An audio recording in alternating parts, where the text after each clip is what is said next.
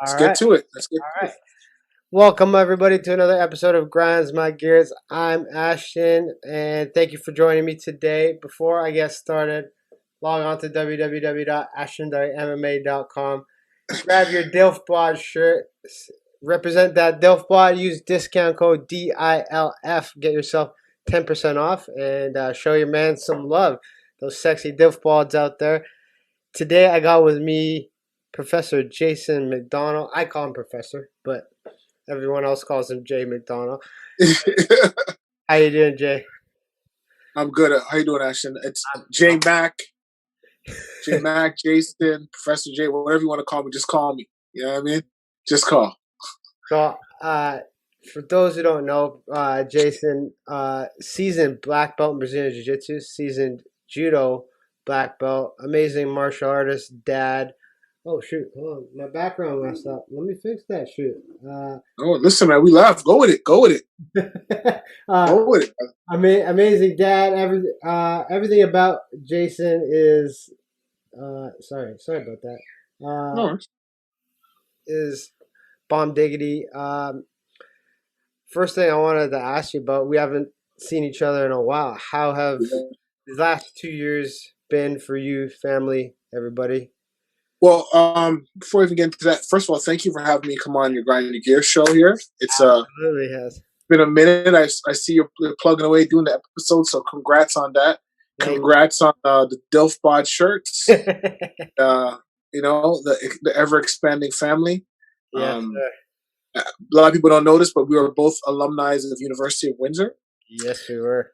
We came up together in jiu-jitsu. I watched you as you matured from an athlete to jiu-jitsu practitioner, jiu-jitsu competitor, and then transitioned to MMA amateur, then into professional. So, man, it's been a great journey watching you kind of hit all your goals. Right, you've always been determined, and so it's an honor to like be part of the journey that Thank saw you from your beginnings into where you are now.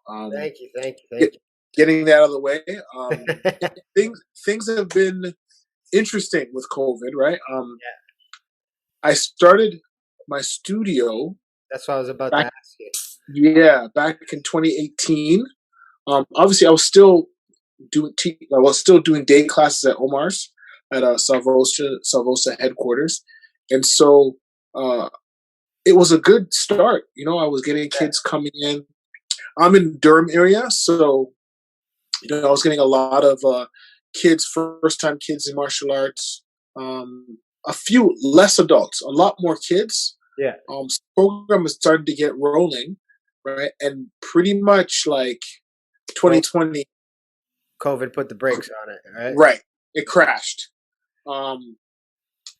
So there was a period of time I was actually doing some Zoom classes, and some of the families tried to continue, but that didn't go so well. The Zoom was not working for a lot of the kids.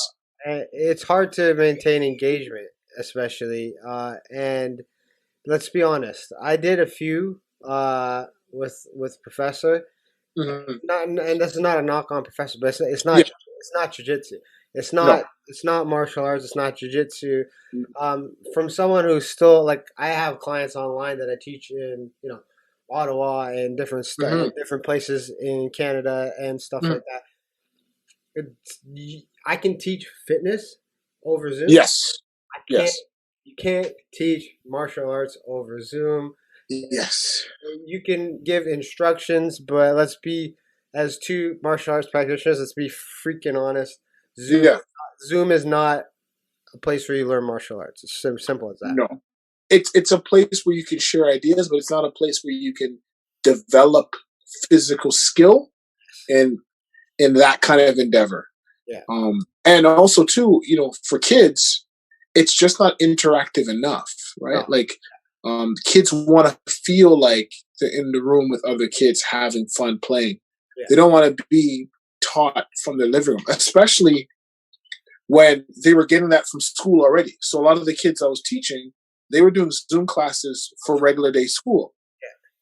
So this is just another Zoom class. You just log off and log back on another one. Right.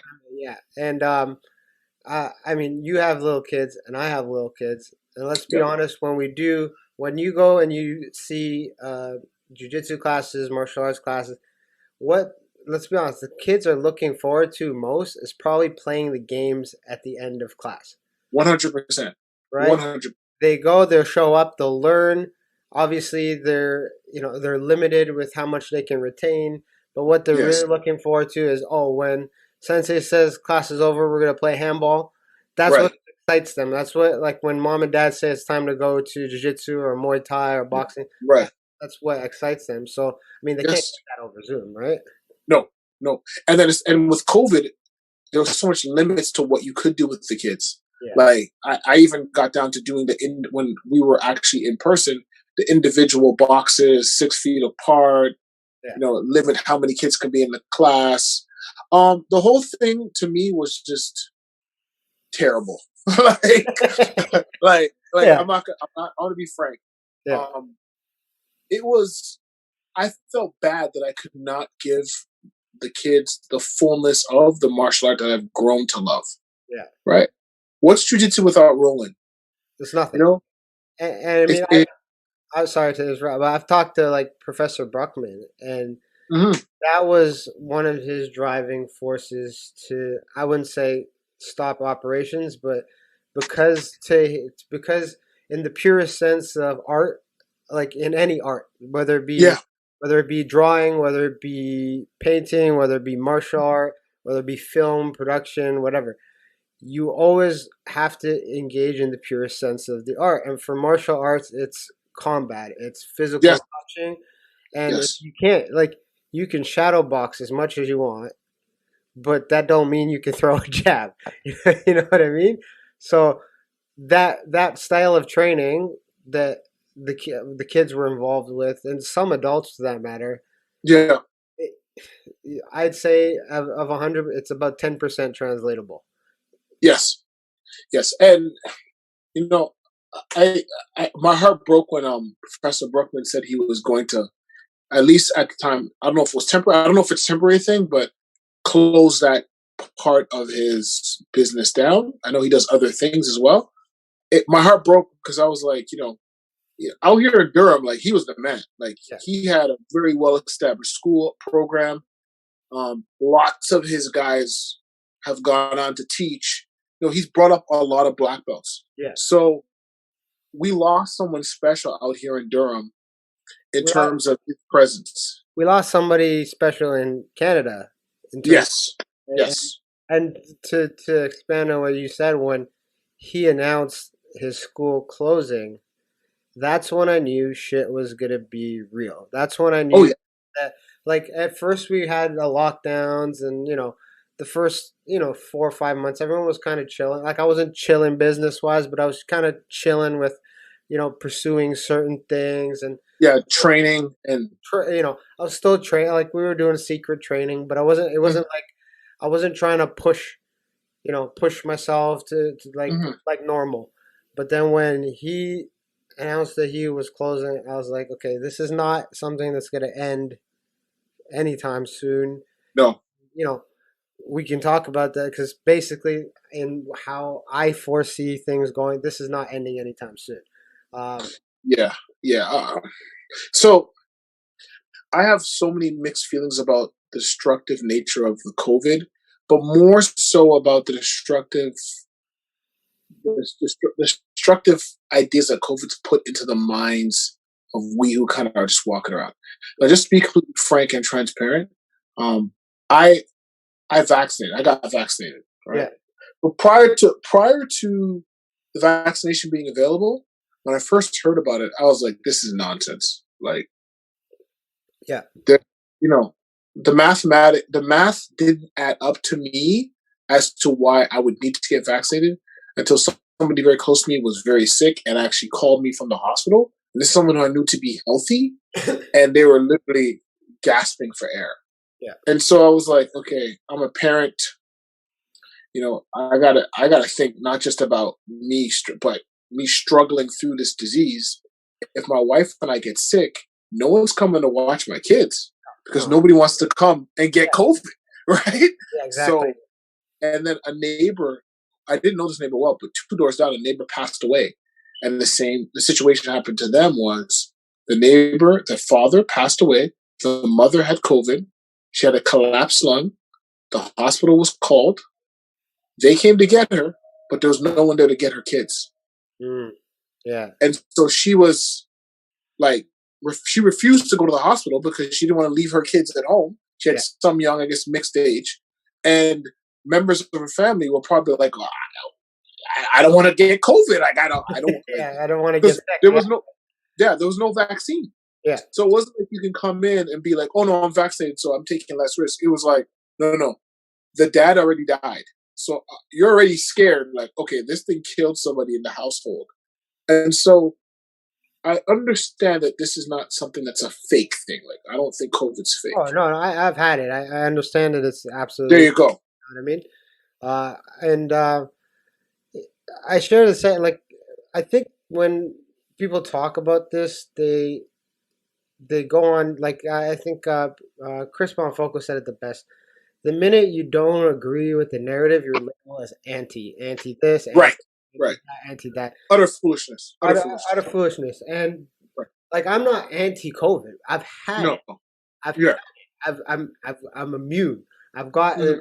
I've encountered this disease. I understand that it can be more serious in people than it was with, like, and I would classify our case as moderate. I don't think it was mild at all. We had some symptoms. There was like 2 days where I was like, maybe I should have taken this shit more seriously. And then, and I was, but I also did the right things when I knew that we got it. I put in the right vitamins. Me and my wife were taking all the natural vitamins that God has provided this earth that cures this kind of shit. And within, I think it took us 4 days to shake it, right? But for 2 days we felt like crap, right? Yeah. And then after that we got better and better and better. So I'm very aware and I'm understanding of, people who have family members that did die. Yeah. People who, like, because I've been there, I've had it. It could have easily gone the other way. I have a friend who, professional mixed martial artist, super healthy, probably more well trained than everybody we know. She got it, and it tore her down. Not because she was unhealthy, but because she beats herself up so much. Her immune system is already broken. So when this thing, she was in the hospital for a few days and whatever. Now you would. I'm not gonna name her by name because I don't think she wants that story to be out there. Yeah. But now that that's over, you would think that somebody who got hit by that would be all, pro this, take this. No, she's like, whatever. No, God cured me. I was out. I encountered this. Okay, I want people to live their life like normal. And 100%. But it's hard to find that now. And maybe it is there, but it's being, sheltered, silenced. Like, I don't know if you saw it. Sorry, go ahead. No, I was going to say to you that the reason why I got COVID was a friend of mine who got sick. That person got sick, recovered, and he hasn't gotten vaccinated. Yeah. Right? So his position is much like yours. Like, hey, I dealt with it. It was bad. I'm good moving forward with it. I know what to expect from now on. And I think that the dangerous part of how we're dealing with COVID and how we're talking about it is we're making it very much like a us versus them. Yes. Vaccinated versus unvaccinated. You want to wear a mask. You don't want to wear a mask. That means something, Yeah. It means more than just you expressing your personal choice. No. By you expressing your choice, you want to kill me and my family. It becomes so weird. Like, people abandon all sense of just personal freedom and respecting people's choices. They've made everything into like a life or death. Your choices are going to kill me and people I care about. It's kind of like, guys, before COVID, there was lots of other things out there that could kill you. Yeah. Right? There's lots of things that were communicable that could kill you. Hell, driving is still more dangerous than COVID. Hello. More people die still. Yeah. And then, when you look at how our government's reaction to it and the things that they did and the limbo that they left people in, like business owners like yourself, like a Justin, like myself, like they were they were left in the limbo, even like Chris and Blaine, like left in limbo to figure out what the next steps are when they're not being given any clear direction about what's down the pipeline. So I gotta like float my business for an indefinite period of time, Yeah. Exactly. hoping I can operate too. right. Yeah. And then I want to circle back to something you were just saying because I wanted to ask your opinion on something. Yeah. Where the vax and the unvax thing, and so when I gather from talking to people, because I may remain neutral. I pretty Yeah. much I don't give a shit. I don't care if someone is super pro this. I don't care if Yeah. someone's anti this. You're entitled to how the hell you want to feel. That's Yeah. like if it doesn't bother my day-to-day life, I don't care. I respect everybody's opinion to do whatever. Mhm. What bothers me is that there's a growing like trend of thought in society right now that um I'm trying to like I'll use the children's vaccination thing as a an example. Now, neither of my children are eligible for Yeah. a vaccine, right? Yeah. And even if they were, I'm more along the line. Me and my wife made the decision we want to wait because Yeah. when we look at statistics, the cons outweigh the pro Yes. based on statistics, right? Mhm. And I don't want to get into all the Yeah. Yeah. all No, the no need to. chemicals, whatever. Yeah. Straight up, they have a 0.002%. Then there's a 0.003% side effect. Mhm. So when I'm not a mathematician, but why would I take a 0.1% chance of anything? Now the argument Right. has been put out there that by me not doing something or by my kid not doing something, and this could just be anybody and just generalizing, I am putting other people at risk. And I should put the community ahead of the safety of myself. Right. And it blows my mind that, because like God, like we know it's rare. Like I'm not saying people are dropping dead from vaccines and getting, Mhm. know that things are rare, right? Mhm. But if that rare event did occur to you because you were doing it for the greater good of society, who the fuck's gonna take care of you? Who the hell's gonna Nobody. take care? Nobody. Nobody. Nobody. No. And what people fail to realize is that the companies that are producing these things are exempt from any legal repercussions. Yeah. Yeah. And to me, that makes me uncomfortable, Yes. putting my child in that position too, especially, let alone myself, right? Right. But I it's for the greater good, right? so you're right. You've made an educated decision that you would make. COVID aside, as a parent, you make those decisions all the time, Yeah. right? Where am I going to go with my kids? What school am I sending them to? If I send them there, they can come in contact with something they're allergic to. That could hurt them. Like you're making these choices as a parent all the time. You've educated yourself. You and your wife are intelligent enough. You love your kids enough that Yeah. you can make that choice, right? I'm all for that. I'm all for people making their personal choices and the rest of us in society having to live with it. Yeah. That's the whole point. The whole point is we can't control other people. We're just hoping that we're agreeing to live together and that your choices don't affect me that badly. With and I want to be careful because I'm going to generalize because I don't know everybody. Yeah. It seems to me the people who are most worried about COVID now and the most vocal about other people having to do what they did, be vaccinated, are the people who are vaccinated. Most people who I know who are not vaccinated Yeah. are not worried about COVID. No. No. The people who are most worried about COVID and spreading it and making it, you're doing this, and people who have the most to say are people who are vaccinated. I would think That you would feel once safe. You would feel safer. Yeah. once you get vaccinated, you're moving on with your life. You're like, I've done everything I can do. It's kind of like, you buy your car, the seatbelt's in your car, right? You're being told, hey, wear your seatbelt. It protects you from severe repercussions of an accident. You buckle up, you drive, you move on. Yes, there's drunk drivers out there. Yes, there's distracted drivers out there. Yes, there are people who maybe, high or took medication to make them sleepy. All these things when you get on the road. Yeah. Nobody who's driving is they're worried about, is that a drunk driver? Is that like you're doing what you got to do? Get to You've point A taken to your point B. precaution, Yeah. right? You put your seatbelt on, you get in your car, you look both ways, you look at your mirrors, you say, and you go.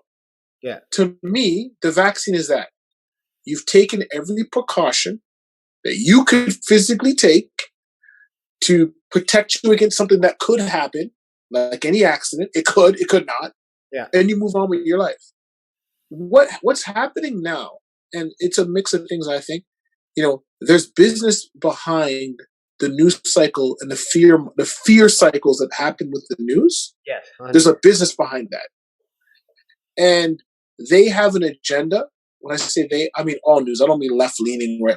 Yeah. All of them have an agenda to get you to pay attention, so they can sell you more things in the ad space. Yes. 100%. And COVID is a fear-monger type thing. It produces enough fear to get you worried, to get you to watch more news, to get you to see, what are the statistics today? Well, how many people got COVID today? And man. And I was falling into that trap. We all were. We all were. And in my last podcast I did with Coach Gayton, he does a lot of mindset training with a lot of professional athletes. And he said it the best, that it wasn't and he's in the health industry. So, it's not a health pandemic anymore. What this is, what we're dealing with now is a war on consciousness. Yes. Our abilities to think and to make decisions and to just critically be able to analyze and just use your thoughts and emotions to make decisions for yourself is challenged. And it has nothing to do with COVID, has nothing to do with the vaccine, has nothing to do with governments. Well, it has plenty to do with governments, but it has everything to do with how can we now take a population and make them now rely on us for all of their information, all of their thoughts. How can we tell them how to think, right? That's what the war on consciousness is. And I mean, I see it within my own immediate family, the hysteria. I mean, this past week and a half alone is evidence alone of how media has challenged everybody's thought pattern, because we have a new variant. Well, of course, we have a new variant. Sends the stock market down significantly. People are talking about now, travel restrictions on, but there's no freaking data. There's no data that this has any bearing on keeping the world running and functional. But and even the doctor from South Africa, where she said there's no reason to panic. There's not enough data, right? Right. But when the media gets a hold of something that they know will cause another cycle, here we go again. And you would think after 2 years, we think that humans are intelligent. I question that narrative. No, we're not. We're not. And sense is not common. That's a lie. Sense is not common. So I think the precursor to this happened before COVID. We were pumped and primed over the last 10 years for this, right?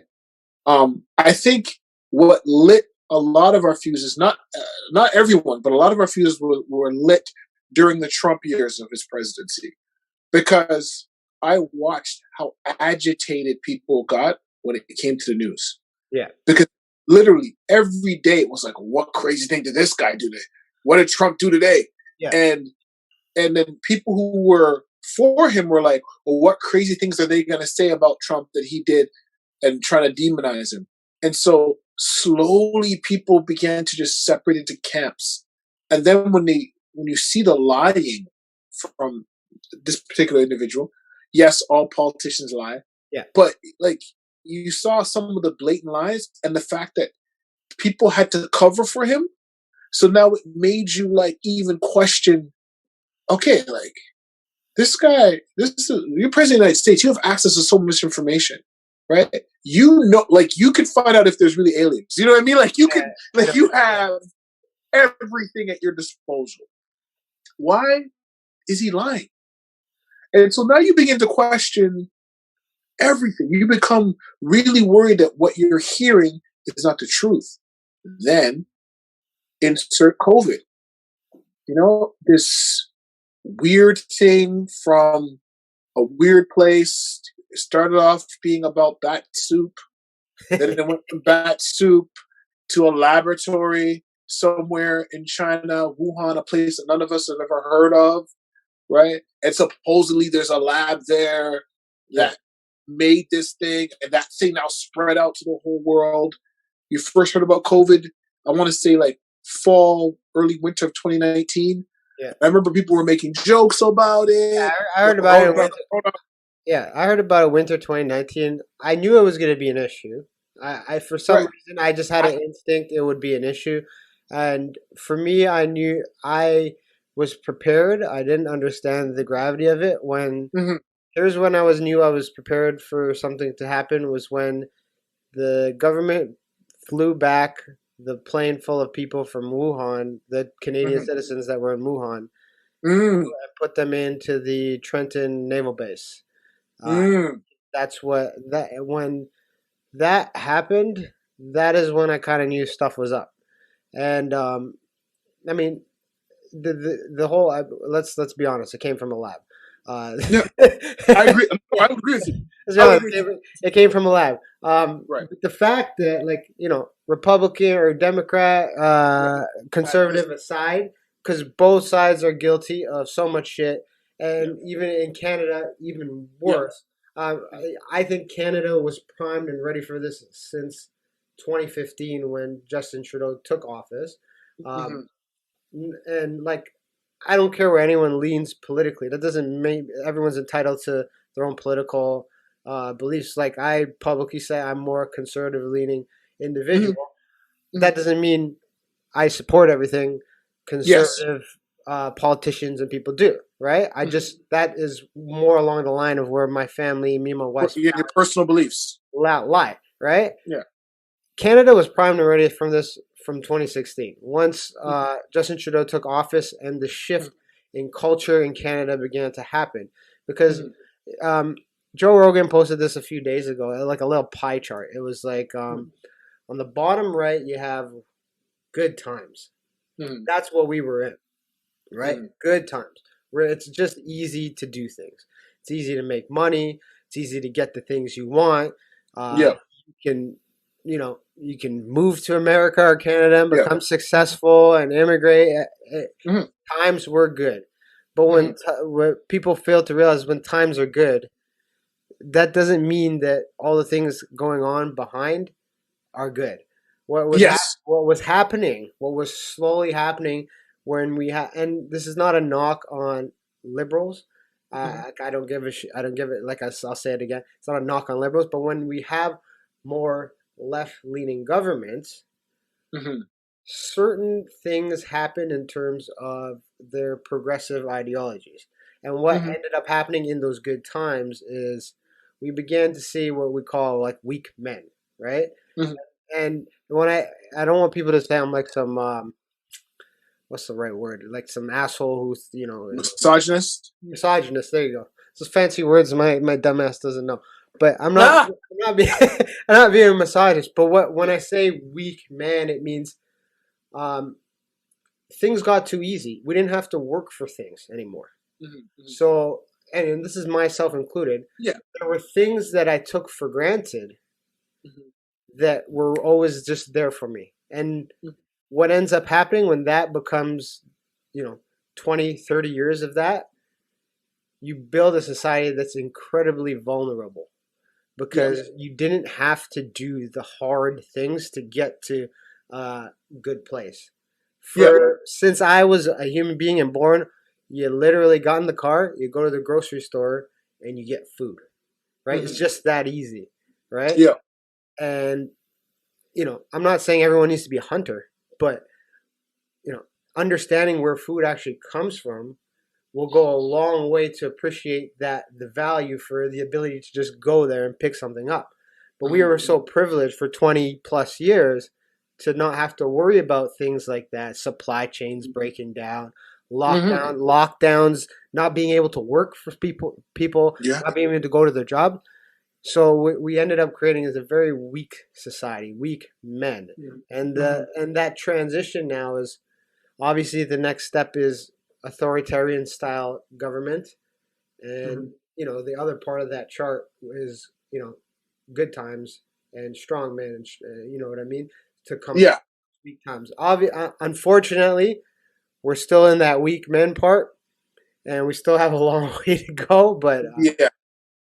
I think it's interesting. I saw his post about that, and the idea that like troubled times make strong men, yeah, good times make weak men, right? And so this is a unique time. And I mean, as someone I'm turning 45 this year, so I was born in the 70s, grew up in the 80s and 90s, and then came into my adulthood in the early 2000s to the mid 2000s. So I've watched like all these transitions, right?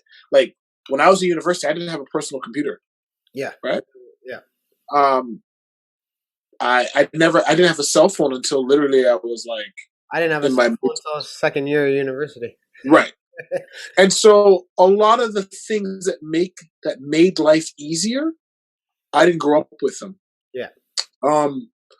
Even some of the degrees that are offered now, they weren't even like that wasn't even an option when I was in school. Yeah. Right. Like the areas of study, the careers.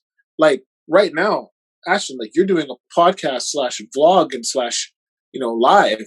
Like people make a career out of that right now. Yeah, exactly. Yeah. That wasn't a thing. Like Instagram model is a thing. Right. That's a thing. You can, and as stupid as a career as it is in my eye, all the power to you if you can make thousands of dollars posting pictures of your duck lips. Like, go ahead, girl. Like I'm all for it. Like, geez, that's a career, man. Right. And so I think that we're in an interesting time. I really believe when we look back at the chain of events that led to right now, we will see like there's a lot of stuff happening in the background.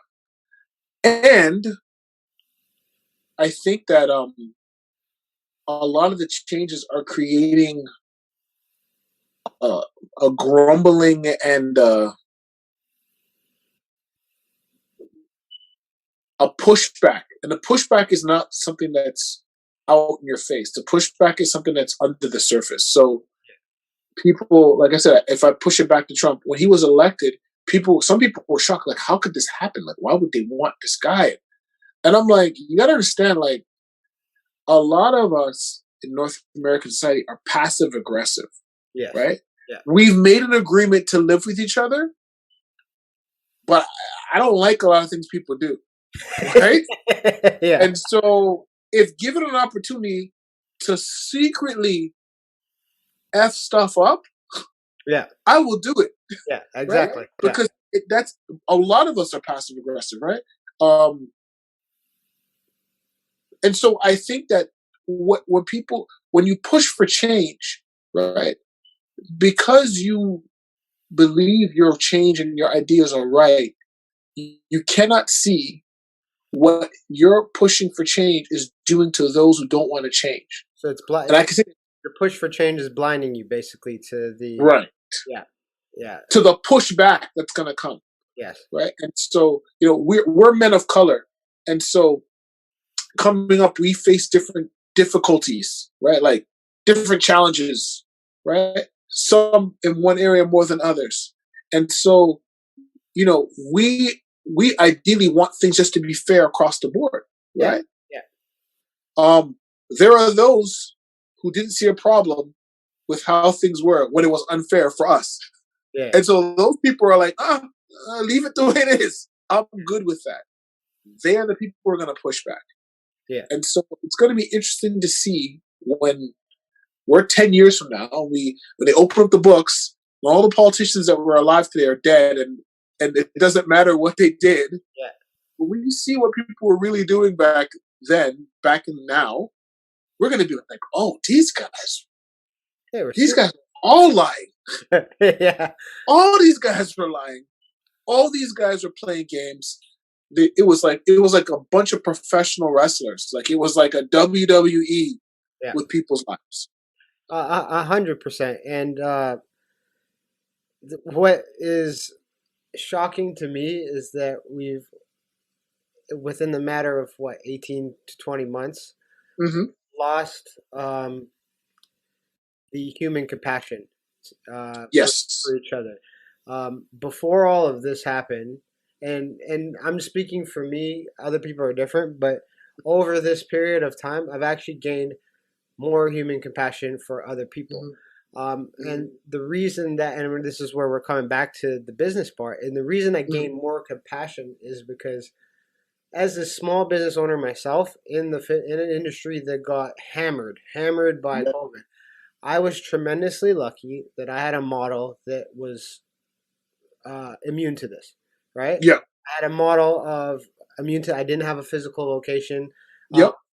so with it comes with more work and more trouble with travel, etc., etc. But I wasn't victim to shutdowns and lockdowns, right? Yes. But a lot Yes. of my colleagues in the industry, yourself included, were, right? Yeah. And that is something that I never in my lifetime thought I would have to witness. Is Right. strong men, strong businessmen and women who grind daily. I visit their Mm-hmm. businesses constantly. Mm-hmm. All of a sudden, brought to their knees to the point Mm-hmm. where they're telling me, Ashton, I don't know how long more I can do this. I don't know how. Yeah. Right? And a lot of people like to think that the government subsidies were great. No, they weren't great. What the government subsidies did, what they really did, let's be honest, is really they just exposed weak businesses, and those ones still shut down, right? Right. What's happening right now is the subsidies have ended, and Mm-hmm. now the party's over. What Mm-hmm. was keeping some of these places alive and running is not going to keep them anymore. It exposed weak No. businesses, right? And I'm not No. saying that those people deserved to lose their business. No. No. It's not about deserve. Nobody deserved to lose their business. Nobody. It. That's what the subsidies. They held up the weak businesses. Now the Mm-hmm. strong business people survived. Mm-hmm. The strong business people are the ones that wanted to pursue and prevail, survive. But what it did for me was it showed me that everybody is going through something. Like I knew Yeah. that before, but now it was more evident to me because before, I didn't think about it. I'm like, hey, look at this person. They have a shop, they have a restaurant, they must be doing good in life. Yeah. And now I'm looking at things a lot differently because now I'm thinking back to my past thought pattern. That person might have had a restaurant, but it might not have been doing well, or their business partner might have been sick or bailed out on them. And Yep. now that all of this has happened, I've sort of gained more of an appreciation for, people who don't necessarily work for a business. They work for Mm-hmm. themselves. And it Yeah. and it and that's what pushed me to, these last 2 years I've been working so hard to build certain things because I Mm-hmm. know that now that I've seen this happen, none of this is guaranteed. At Mm-hmm. any point in time, any passion that you have can be wiped away, clean slate. So I think what people need to be take away from this, if you could take away anything from the last 2 years, is that one, don't put all your eggs in one basket. Your mom and dad taught Yep. you that when you were a kid. Yep. Don't put all your eggs in one basket because I think what we've seen now is from business owners who, they were solely focused on operating their one and only business. You need to have separate revenue streams because at any Yep. single time, at any moment, Mm-hmm. I think what we've learned is the government can pretty much take it away, right? Yes. With Yes. simple legislation, simple say shutdown, they can take it away. So in order to keep your family fed, you need to branch off, whether it be investing, whether it be Yeah. another business, Diversify. diversify yourself. And I think the best is yet to come. Like when it all is said and done, when all of this is done, my timeline is another 3 years for this crap. But when it's all done, I think what we're gonna see is a slew of amazing businesses and amazing entrepreneurs and amazing visionaries come out because they maybe were directed in one field or one vision, and because of COVID, they were able to branch out to different parts. And like that's in every single industry. Like movies had to do it, Yeah. fitness had to do it.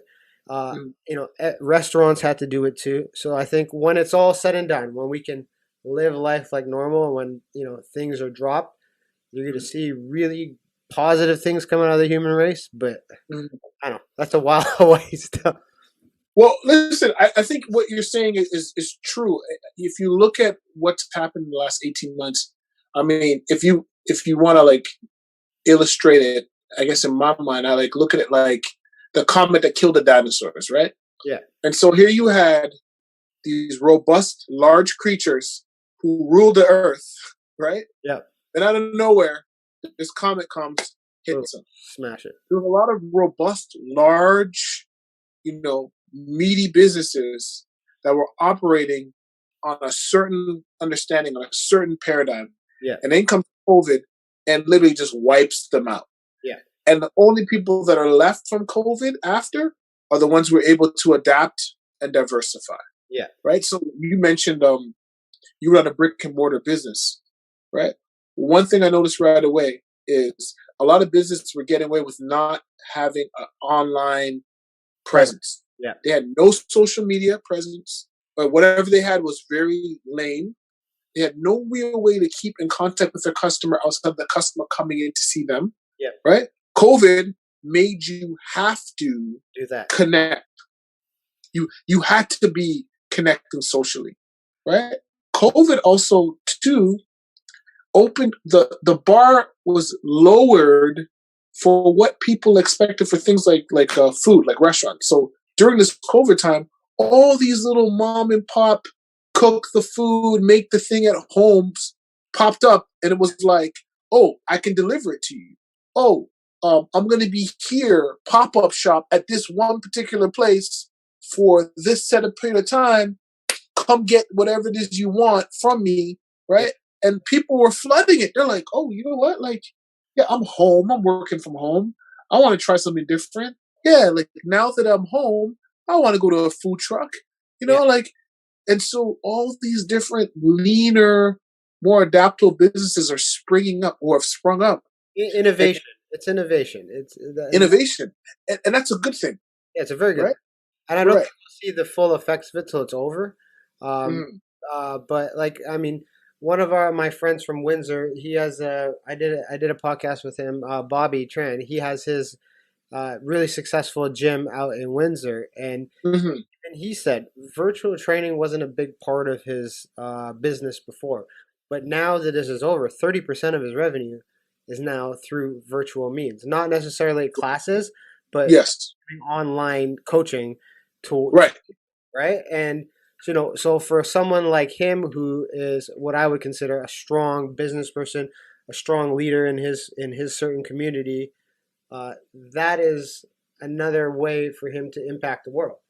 Yes. Innovation, right? And and we're going to see a lot of that in a lot of different industries. But I think that while things are still like the hysteria is still towards the jab and the variants and all that kind of stuff, we're not going to be able to see those amazing innovations that people have created yet. But in time, I think when this becomes history, when what we're living in right now is in the history book, those innovations and those things that came out of this will definitely be at the forefront. You know what I mean? Yeah, I agree. And I think like even things like education, like I know that during COVID, I kind of took it upon myself. I made a promise to myself that, hey, when this is all done, because I thought it was going to be like 6 months, maybe max a year.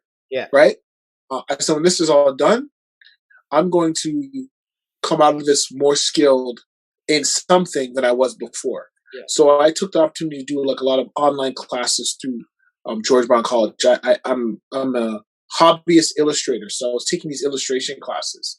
And after going through that whole thing, it's like, oh, you know what? Like, why would I ever, as an adult, having gone to university and did the whole sitting class thing, right? Yeah. Why would I ever go back to doing that when I got a good experience doing stuff online? Oh, So the nature of education is going to change. Like the way in which people consume and get their education is going to change. Ideally, education should now become more affordable because about half the people won't mind learning off their iPad. No, and here this is an even bigger top because as two people who have been through the university system, Yeah. um, I say this and I don't say it to undervalue my education, but Mm-hmm. I wish somebody had talked to me more when I was 18 and I probably wouldn't have gone to school. And I don't say that Right. I don't say that I'm not I value my degree and I'm Yeah. Yeah. glad I had that experience, those 4 years. But when I really sit back, like as a 30-year-old with two kids, when I really sit back and I look at that time, Mm-hmm. I believe it would have been better suited pursuing my actual goals. But nobody actually sat down with me and asked me Right. what my actual goals were. And I Mm-hmm. think now that we have, I mean, podcasting is a huge form of education. Oh yeah. The amount of amazing content that is out there from incredibly intelligent people, like I love Jordan Peterson and Yep. the people that it's that's free like that. Just listening to like I listened to his podcast with him and Maxime Bernier, and there was something that came out of that podcast for non-political. There was something that came out of that podcast that I would have never known unless you had an open forum discussion, and it was a lot. It was to do with the natives and the Indian Act in Canada. Mm-hmm. Basically, and he was expressing to Jordan as one of his platform ideas was that he wanted to abolish the Indian Act and replace it with something better. They would consult all the different natives and figure it out. And I didn't know that one of the limiting factors of why Indigenous people in Canada can't break through that barrier and gain assets is because they can actually never own physical land because of the Indian Act. It's owned by the reserve. You can build property, you can renovate the house, you can do whatever to bring the value of it up, but you will never own it because of the act.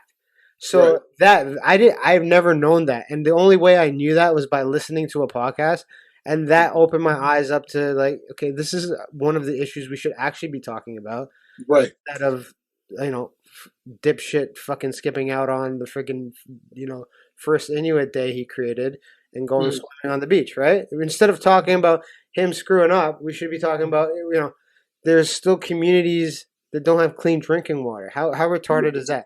We call it a $500 million election, but people are still drinking dirty water in a first country. We call it a $500 million election, but people still can't own land legally in a first world country. Those are important issues that need to be talked about, but they can't be talked about in institutional situations and so they can't be talked about in school because narratives in school, there's funding in school, there's things that happen in these institutions that me and you have attended that are beyond learning. It's about there's money that goes with it. And I think what you've just said with the digital age and people being able to now access information seamlessly, what you're going to see is you can pick and choose your education without actually having to pay for it. Yes. And that's as scary to governments as blockchain technology and crypto. That's why, right?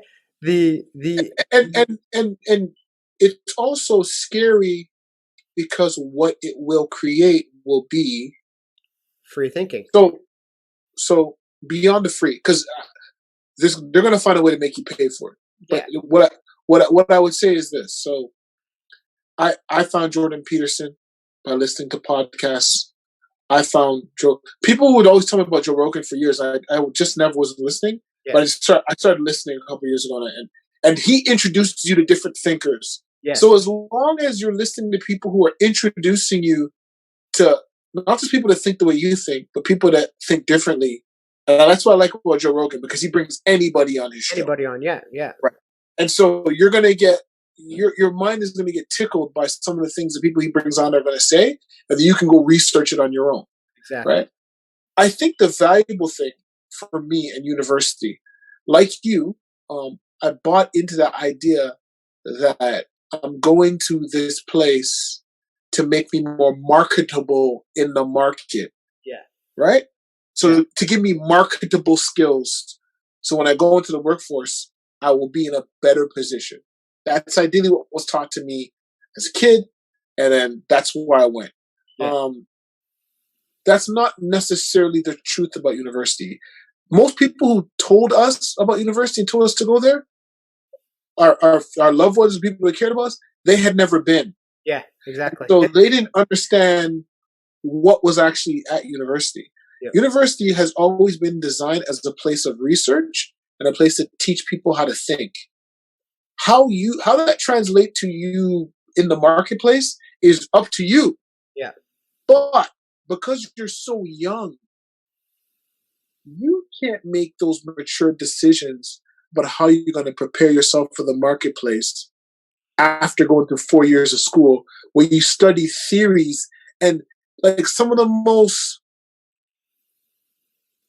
things we studied in school have like no real world application except in academic circles. Exactly.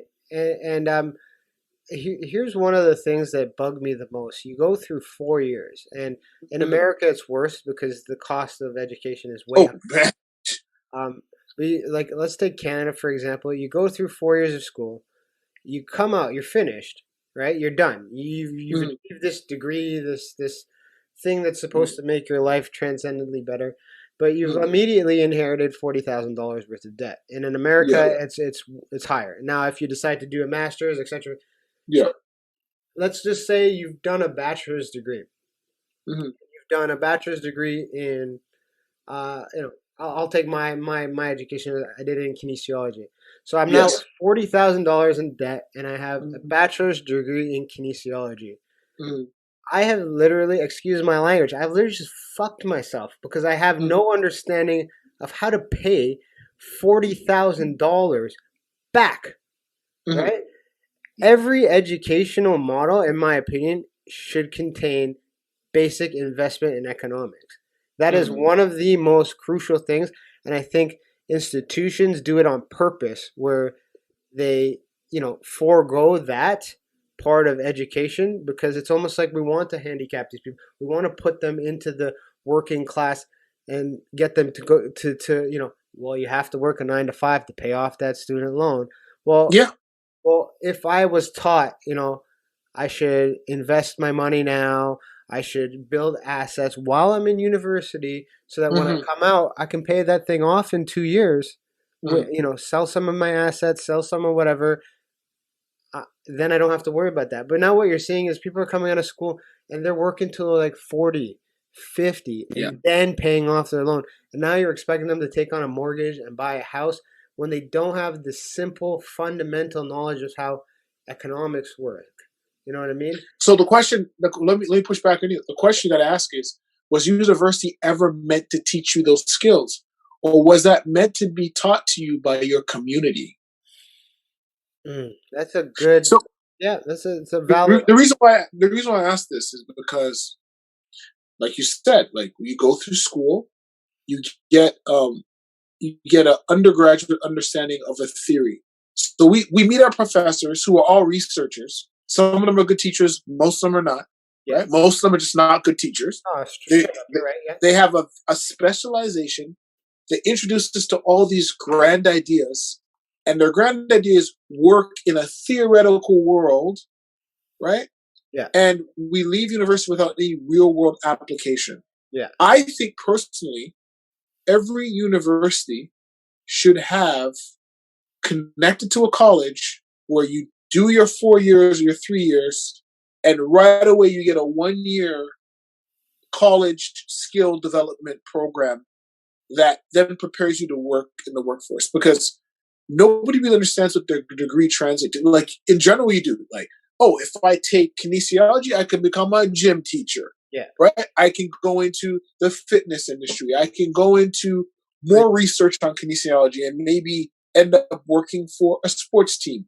Yeah. Become a physiotherapist or a massage therapist. Like, you know, the general broad, right? Yeah. But I bet you the highest paid people with kinesiology degrees are doing social media stuff, are doing videos. They're also managing sports teams, right? Managing sports teams, yeah. and doing those skills that are not necessarily kinesiology based. No. They're more creative based. Like, they're more like, are you able to think creatively? Are you able to connect with people? Are you able to tell stories? Those soft skills that university is not necessarily there to give you. Yeah, people skills. Right. And so I think that now that we're in this this post-ish COVID time, I think that education will have to become different. Because if I could get educated to an undergraduate level online, yeah, then really what I'm going to school for is to connect me to people. Yes. And then those connections open up opportunities to work, open up opportunities to do internships, open up, because I think there's value in things like working, volunteering, and doing those things to get the experience you need to go to that next level. Now, sorry, say that again. Sorry. Now, what do you think about with the educational institutions? Obviously, in America and in Canada, they're corrupt is the wrong word, but they're quite politics. Politics has penetrated the educational system. Now, like I mentioned before, I have my right leaning views that are based on values. Mm-hmm. But I mean, I think we can both agree that it's quite evident in the educational system. There is more of I get woke is the wrong word, but there's more. The leaders of the educational system are more progressive. Progressive, that's the right word. Right. And instead of education being somewhere where people come together and share ideas, debate ideas, and then take their, like, no one's right or wrong. You take your ideas and you go and create something beautiful according to your vision and go on with your life. Whereas now I view education, and this is what scares me for my young kids coming up, the educational system is it's our way. And if you think differently, we're either going to change the way you think or we're going to push you out. What do you think about that system that's kind of... So, a mix. So obviously I have not been to university in over 20 years. Yeah. But I obviously I'm in contact with people I meet people in my workforce who are just coming out of recently coming out of university. I think the problem is this. So education is an industry. Yeah. And so they're in the business of getting you to value business enough to pay lots of money for it. Yes. And so when we talk about progressive ideas, right, we have to understand that the people who are now teaching students are people that were brought up by people who are very progressive in their understanding. Yeah. Right. And so you go study university, you do your undergrad, then you do your master's, and then you do your PhD. Really what you do is you make your focus into this razor point idea, and you begin to say that's the way the world works. Yeah. And this small theory you have is how you use to explain everything. Yeah. And then you maybe become a grad assistant, or maybe you're an occasional professor or an instructor. You get introduced to people and they're like, okay, teach these kids. So what are you going to teach them? You're going to bang into them that your idea is correct. Yes. Yeah. Right? And so we take what the bad thing is we take these academic, theoretical ideas, introduce to people, and then those people drag those ideas into the regular world and try to make them apply. Yeah. Okay. I get it. So I'll use an example. Years ago, I was introduced to the idea of white privilege, right? So you get exposed to this idea. And so you first hear it and you're thinking, yeah, that sounds right. Yeah. White people have an invisible backpack that they take with them through life, and it gets them great free stuff. And if you're not white, you don't have it. Under the premise of it sounds right because, as a person of color, I experience certain barriers that I don't see white people experiencing. So there must be something special to their whiteness. So there must be something they're getting that I'm not getting. Yeah. So that's an idea that's introduced in academic circles. It spreads out, and now it's part of our regular speech. You can hear white privilege all the time. Yeah. But white people are like, I have a huge problem with that statement because I'm literally married to a white girl. Right. Right. So, and as a person of color, right? Mm-hmm. I understand people's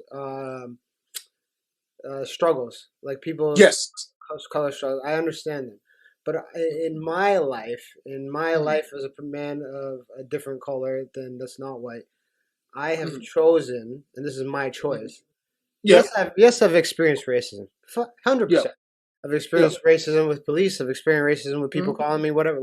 I have chosen in my life, and this is how I overcome it, to simply ignore it, overcome it, and show who. Like, I don't need to verbally tell you I'm going to overcome these things. I'm going to just do it, and look, and it's worked, right? Now, not everybody has the ability to deal with those situations like that. Everyone deals with things on their own, but the idea that because someone's skin color is white, they have it easier. And I'm literally drenched in white fucking culture. I live with white people. My in-laws, I know what it couldn't be the most, like, there are some valid examples, but it's such a broad generalization of color, and to me it's so shocking that we've come this far that we have to do that kind of thing. And right. I can tell you why I think it happens. Yeah, tell me. When you drag those ideas into the day-to-day life of people, right? They're theoretical approaches. Or somebody has researched this and they built a whole framework and idea around it. But when they bring it to everyone else, right? It obviously does not apply to everybody because there are white people who experienced tremendous poverty. They had to run, like some people had to leave certain countries. White people were slaves too, man. Right, they were.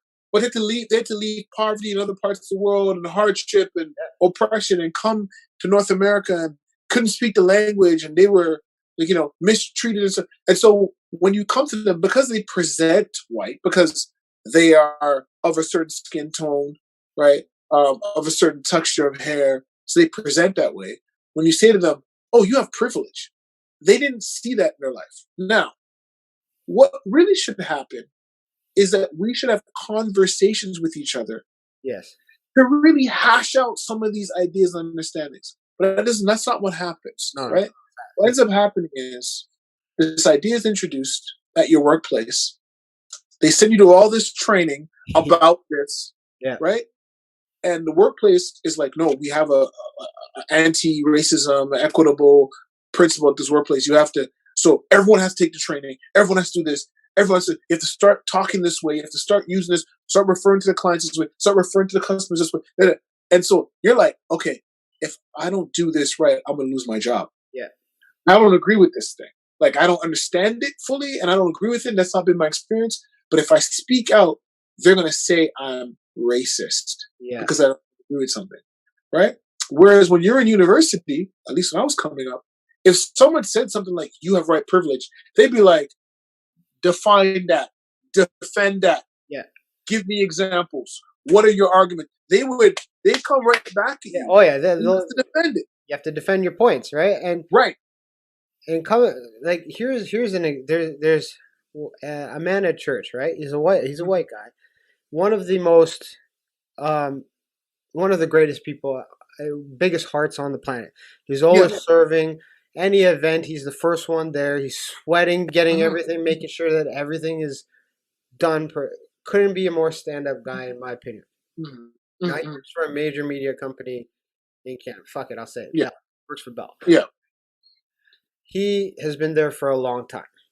Mm-hmm. He has been applying for a certain promotion for a very long time. He is more than qualified to get it. Now, the managers told him, and this was maybe right before COVID, when these progressive ideologies were really, really forefront. He applied for, this is like his 5th time applying. He's like, the manager's like, you are the right man for the job. You are the most qualified for the job. I'm so sorry to tell you this. We can't give it to you because of the rules that they have set out. We have to hire a person of color. Right? And for me, right, as a person of actual color, I think that is bullshit. Because in my view, I don't care if you're orange, yellow, black, brown, white, whatever the hell you could. If I have a job, I want the most qualified person to do that job, regardless of color. Because I understand people have different hardships getting there, right? But why would I want somebody who is not the right fit just because of the color of their skin when I have somebody who worked incredibly hard to get to that position because of the color of his skin? He now is not entitled to do that. I have a strong, it annoys me. Like, I understand diversity and we want to have big, nice, melting pot of all different kind of people at the workplace. But, as a business owner, when I hire, I'm not looking for color. I don't give a damn what color you are. If I'm hiring a jiu-jitsu instructor, I want the best damn instructor, period. I don't care if you're the best athlete. I don't care if you're white, black, orange, whatever. I want the best instructor, period. If I happen to get a diverse workplace because of it, so be it. If I don't, well, you know what? Maybe there's something we can look at to attract some other diverse cultures in. So what you're saying is important. And so the way you describe the situation for this man, the way you described it, sounds totally unfair. Yeah.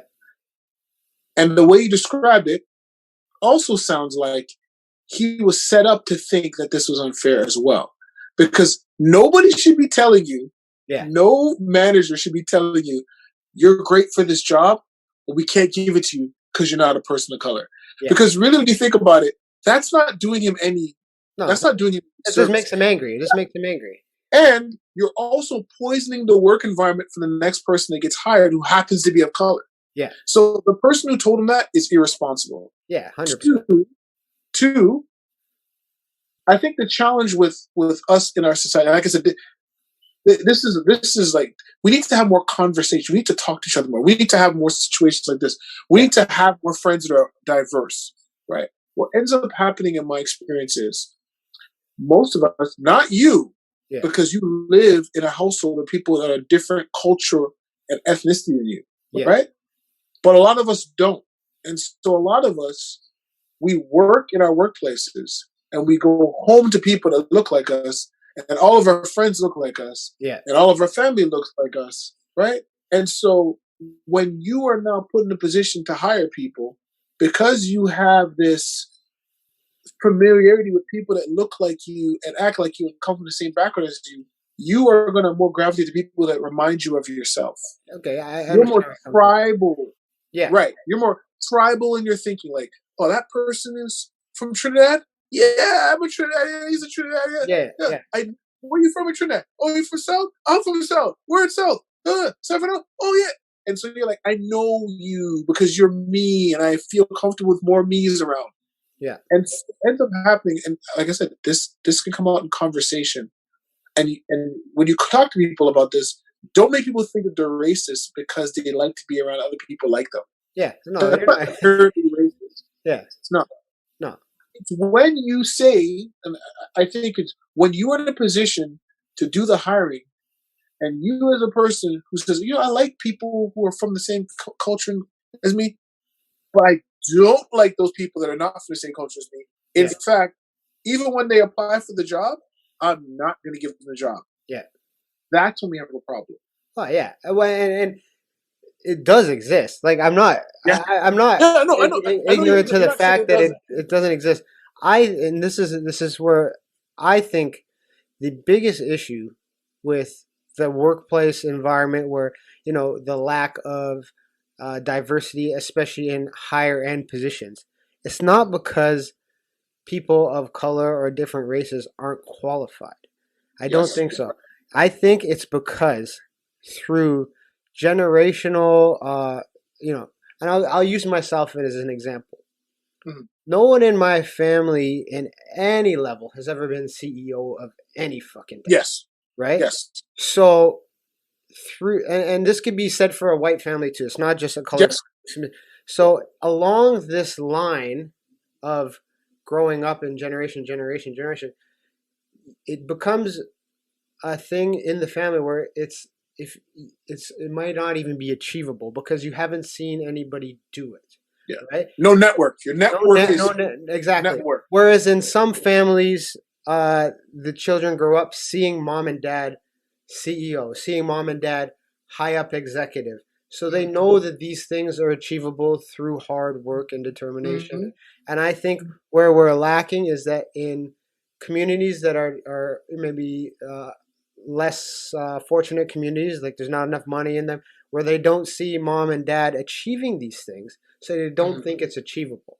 Where it is achievable, and yes. I don't think that every, you know, major corporation is racist and is hiring only white people. I don't think that is the case. I think it's a case where these super qualified people of color and different races, genders, whatever the hell you want to classify nowadays, they just don't grow up in a system where they believe that they can achieve those things. So they never put themselves out there.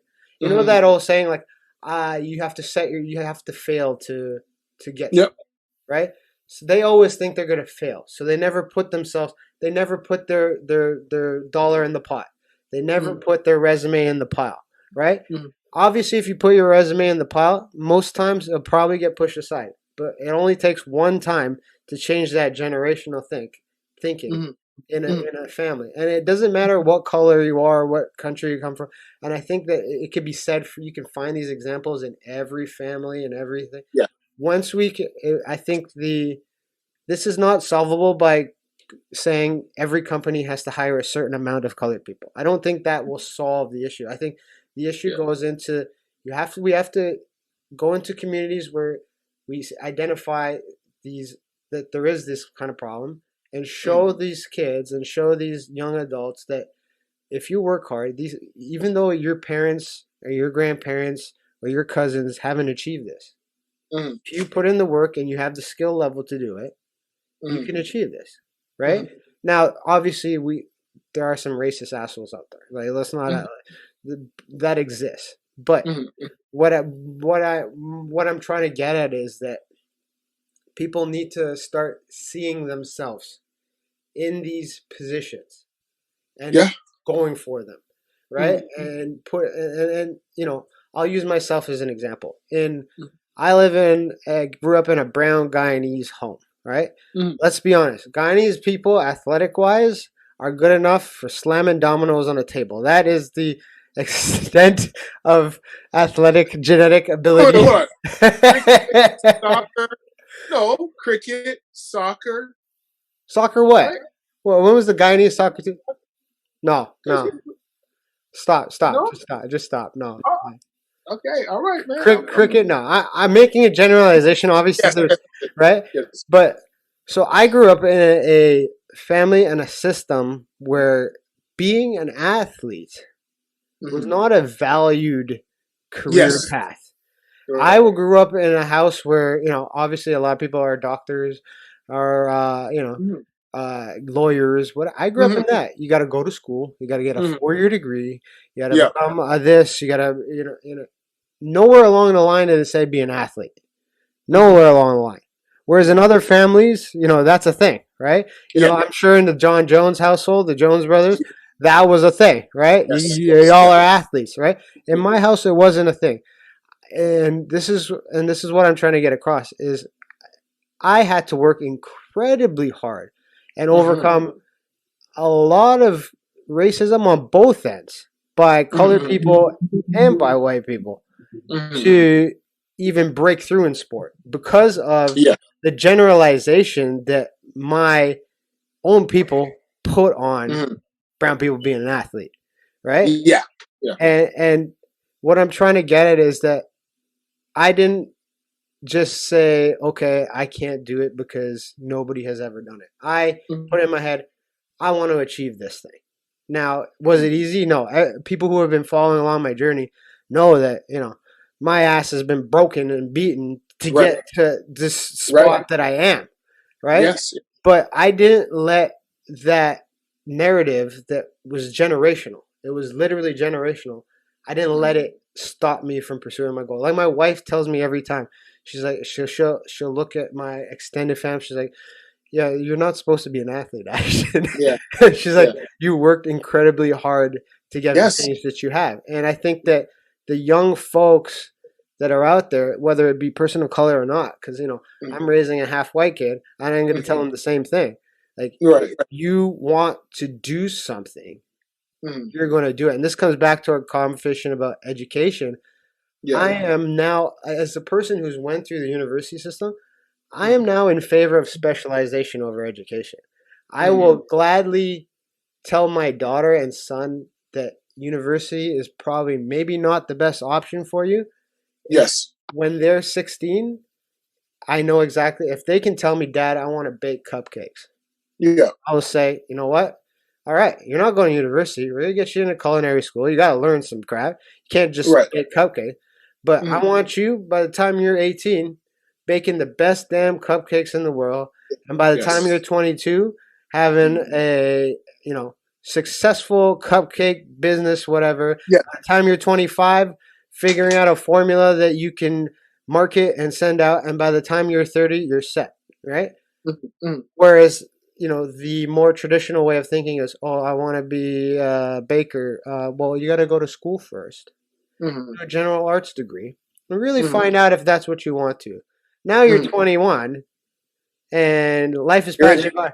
You're $30,000 in debt, and now you got to get a job because you got to pay this thing off. And only when you're 30 years old, you revert back to, hey, I was really good at that baking thing. Let me take that up again. So, see, the reason why I think, and this is a great thing. Like, I know we're hovering on this education thing because, like I said, we are individual men of color. And we've done the whole what was expected of us from our family route, which was go to school, get the undergrad, and the undergrad will do this. And you know what? I'm not going to complain. My undergrad opened up lots of doors for me. Yeah, right? Same for me. Yeah. But because you're now a business owner, you see the value more so in developing business acumen over education, theoretical education. Because if you're a good business person, you can make money anywhere on the planet.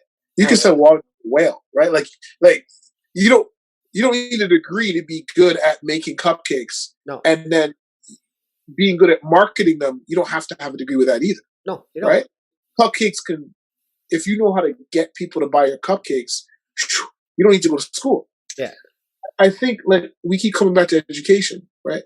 And even in the workforce and stuff like that, right? Like we talk about, I'm a double back. So when you talked about not needing to make rules for hiring certain kinds of people, and that's not beneficial, I would agree with you. But I think the nature of government, because the goal of all government is to get reelected. Yeah, they have to put in their they have to. They made a promise. They made a promise, right? And they have to fulfill it, right? And you as a government, you put together these committees. They do the research. They come back to you and say, "Hey, listen, brown guys and black guys are not getting a lot of these opportunities, and we're giving these companies and these businesses money to be more diverse. They're not doing the diverse thing. They're hiring their friends and their family. Yeah. Oh, okay. Well, we're going to make it that they have to do this. Yeah. Now, that's a clumsy way to do it. It's clumsy, right? But that's typically what government does. Well, They make policies, they make rules, and they say to people, "You guys work it out," and it ends up becoming really not the ideal. well, this What same I thing, the believe, same thing. Sorry, I don't want to yeah, interrupt go you, on, no, but what?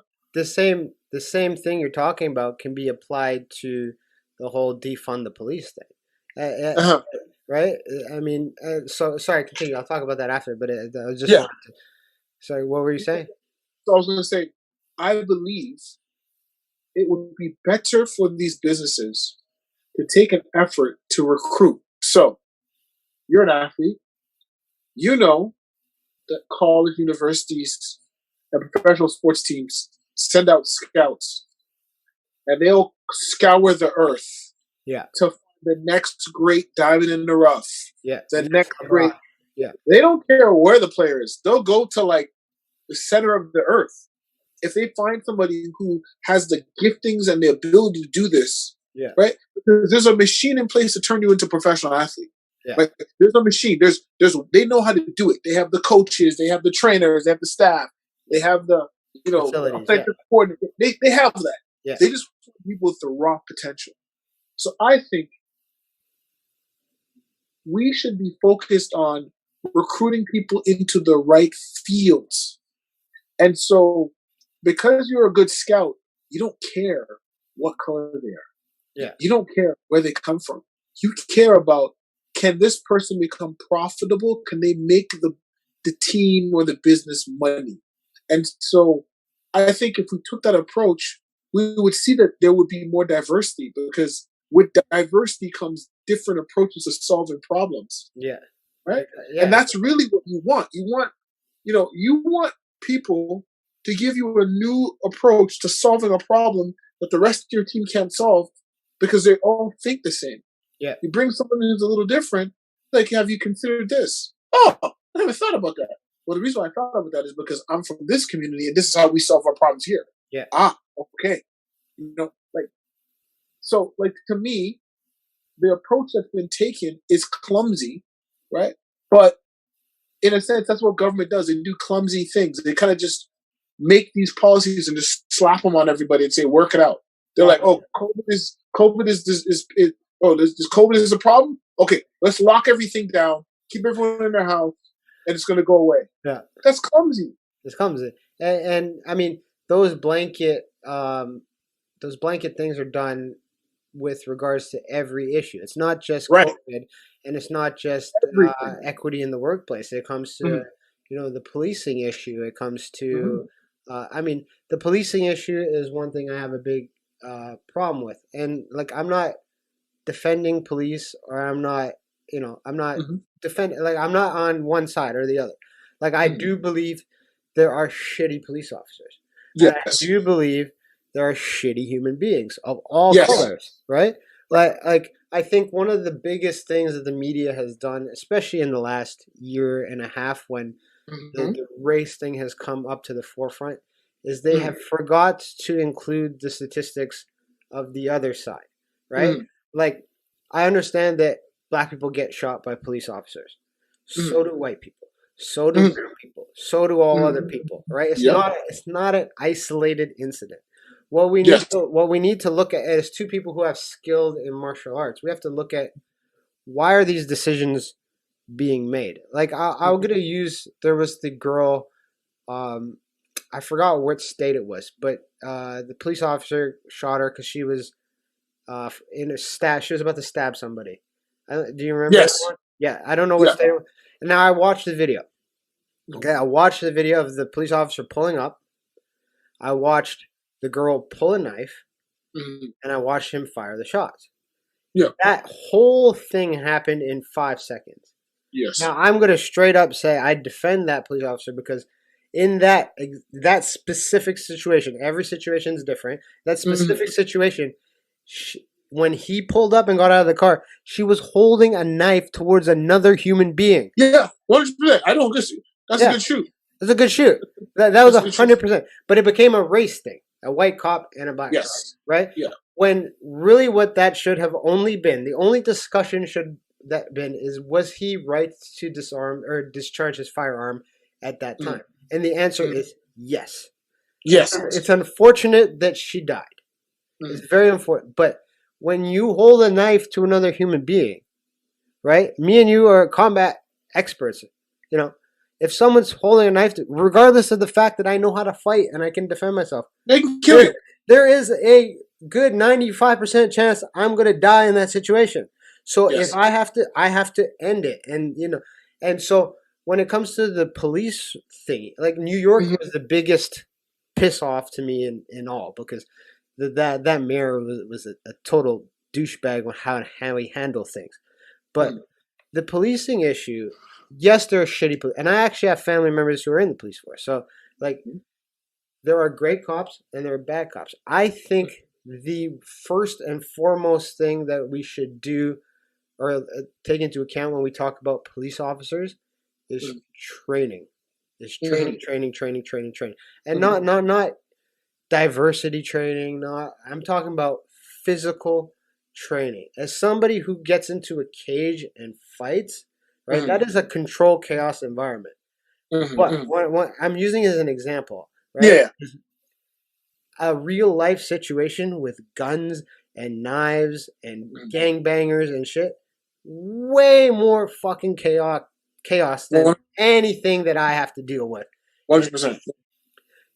A police officer goes to work every day, and that is not the regular occurrence. When it happens, there's that human instinct that, you know, panic, right? So in my opinion, how do me and you, as you know, when you're training jiu-jitsu, how do you get ready for a jiu-jitsu competition? You roll, right? Yeah, you roll. You gotta have active. You put yourself in shitty situations. You put yourself in full mount. You let a higher belt mount you so that you know how to get out. So that when it does happen, you're not shocked. So what happens to a lot of these officers is they go in day to day.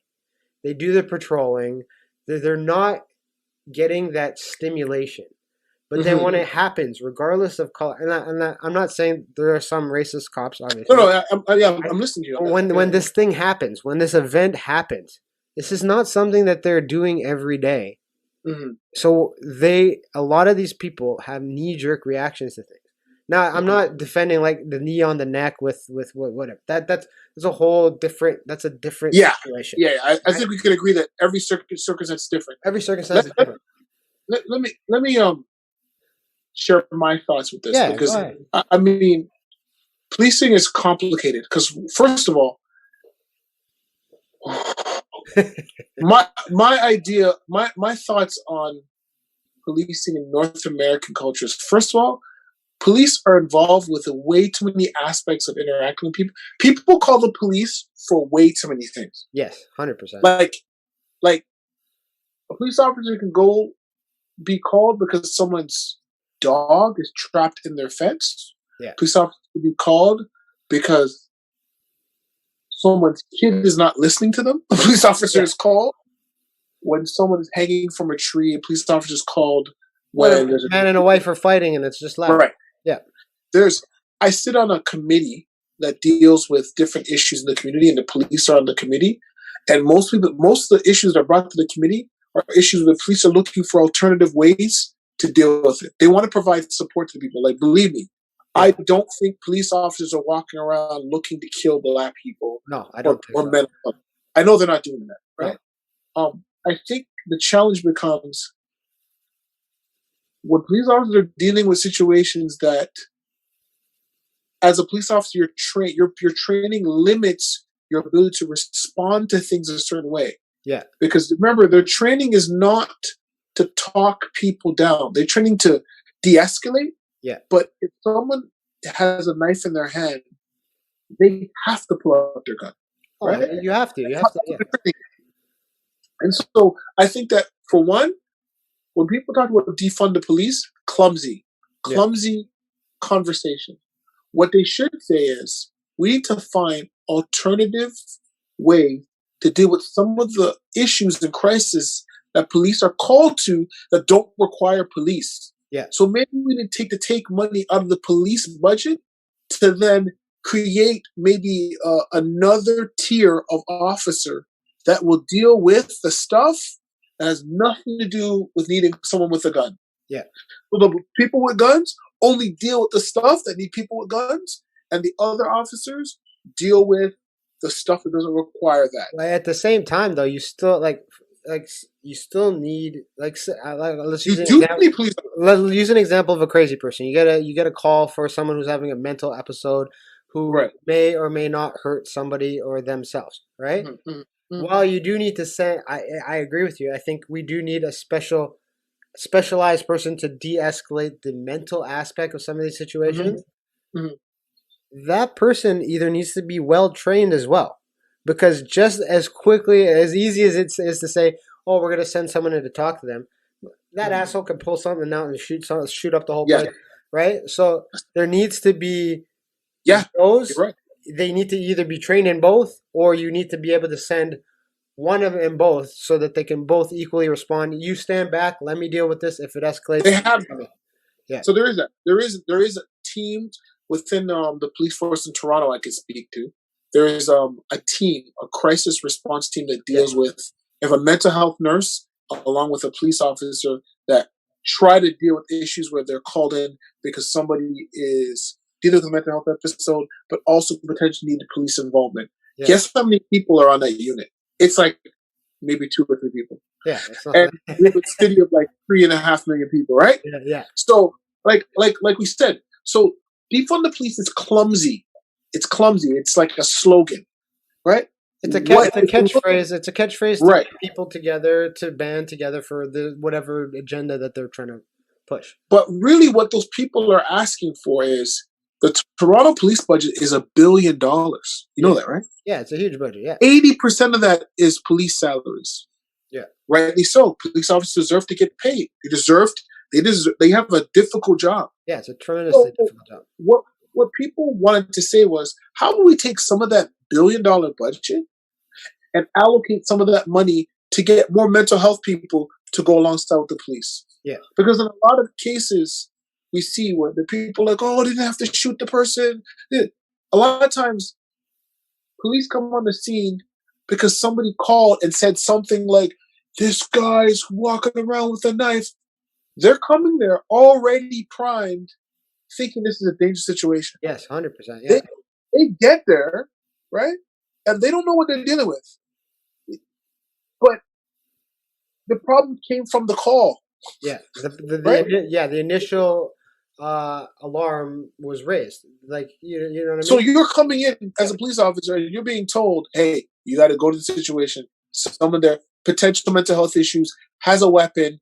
So what are you going to do? You're going to default to your training. Your training tells you need to make sure certain things are in place. Make sure you secure this person. Make sure there's no people around that can get hurt. You control the situation. Yeah. You come on and you take control of the situation. Right? The person with mental health issues is not listening to you. Yeah. Right? You have to make those decisions, which to us seem like a long time, but to you is like, sir, I need you to stand there. He's walking toward you. Sir, I need you. Sir, I need you. You pull out your gun. He's not respecting the fact you're pointing a gun at him. Yeah. He's still coming at you. See, let's just be human. Okay? Take the police away from it. Yeah. If I'm on the street and I see somebody and they have a knife in their hand, they're walking towards me, right? I'm not a police officer, but I happen to have a gun. Yeah. Right? I happen to have a gun. Yeah. I'm pointing the gun at you. I'm like, yo, you better back up, homie. Yeah. Back. You're still coming at me. I'm going to shoot. Somebody's getting shot. Yeah. 100%. Not me. Not me. Yeah, exactly. 100%. And I'm a regular person thinking that way. Yeah. So I understand, like, police officers are trained to do certain things. But at the end of the day, situations arise where someone is coming at you with a weapon, right? I'm shooting them because they're going to try to kill me. If you see the gun, you don't fear the gun, I have a problem with that. Yeah, and the gun is a gun situation is one thing. I don't want to say 95% of the time, I am more on the side of the officer when a gun is like a suspect is pointing a gun towards the officer. Oh no, like you're done. There's only very few cases where I will say, maybe you shouldn't have done that. But when we come to knives and other things like that, here's my thought on this: is that when I look at, as somebody who studies martial arts, studies fighting, and then my business is in health and fitness, right? Mm-hmm. when I look at a police officer now, Mhm. I don't like sizing people up, but I'll look at an officer and I'll look at him, and Mhm. I'll know that if shit hit the fan, I will come out of the room alive and he won't be gone. Like, Right. and I'm not saying this because I'm trying to big myself up. What I'm trying to say is that No, no, no. what I'm You're a trying trained to professional what I'm athlete. trying to say is that when I look at law enforcement right now, what the disconnect I see is that there's no mind body connection to the job. It's a Mhm. job to some of these people. Whereas to me, if I'm a police officer, I want to take care of my body. I want to Mhm. be healthy. I want to make Mhm. sure I get a good night's sleep.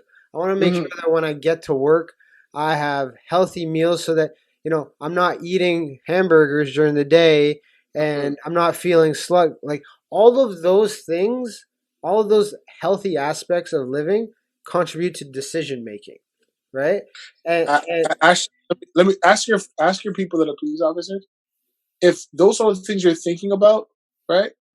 You would be a rarity because policing is as much administrative yeah, as it is the physical thing. I know, but here's my point. This is what I'm trying to get at is that, Mhm. and I'm not saying all officers need to be health Yeah. nuts. And what I'm trying to say is that if we took some of the fun, and I'm saying a little bit. I'm saying a little Mhm. bit, and we gave police officers, say, you needed to train jujitsu twice a week, Mhm. once a week. You needed to go do some boxing once a week. You need to something physical to help sharpen those mental skills and to keep their body and awareness and all Mhm. these things sharp. I strongly believe we will see a decline in a lot of these situations where we I'm will with you. and I'm and, with I, you. and I'm not saying jiu-jitsu is the end all be all. What I'm saying is that now these officers are not doing the wake up, go to work, put on the uniform, Mhm. go do a third day. No, they are now. It's almost like continuing education, right? Yes. But Yeah. they're rewarded for it in the fact that they get skills outside of work. Mhm. They are able to stay mentally sharp. What I Mhm. think a lot of the time is when these situations happen, like I said, these are chaos situations, and it's a Yes. regular individual Mhm. thrown into a chaos situation. And I Mhm. use this example with my clients, right? Because someone who I'm teaching boxing for the first time, I'll be like, okay, when you block up, and the punch will come to their face, and they'll freak out, right? Mhm. There's that, Mhm. because I spend 8 hours a day sometimes Mhm. having shit fly at my face, Right. so I'm very comfortable with it, and I know how to react. Yeah. Police You're conditioned. officers, exactly. Police officers don't have that conditioning. They go Mhm. through basic training, and then they get Mhm. into the job, right? Mhm. And the job doesn't entail that continuing education, like that. If you don't see violence happen to you on a daily basis, when it does happen to you, you're gonna freak out. So Oh I yeah.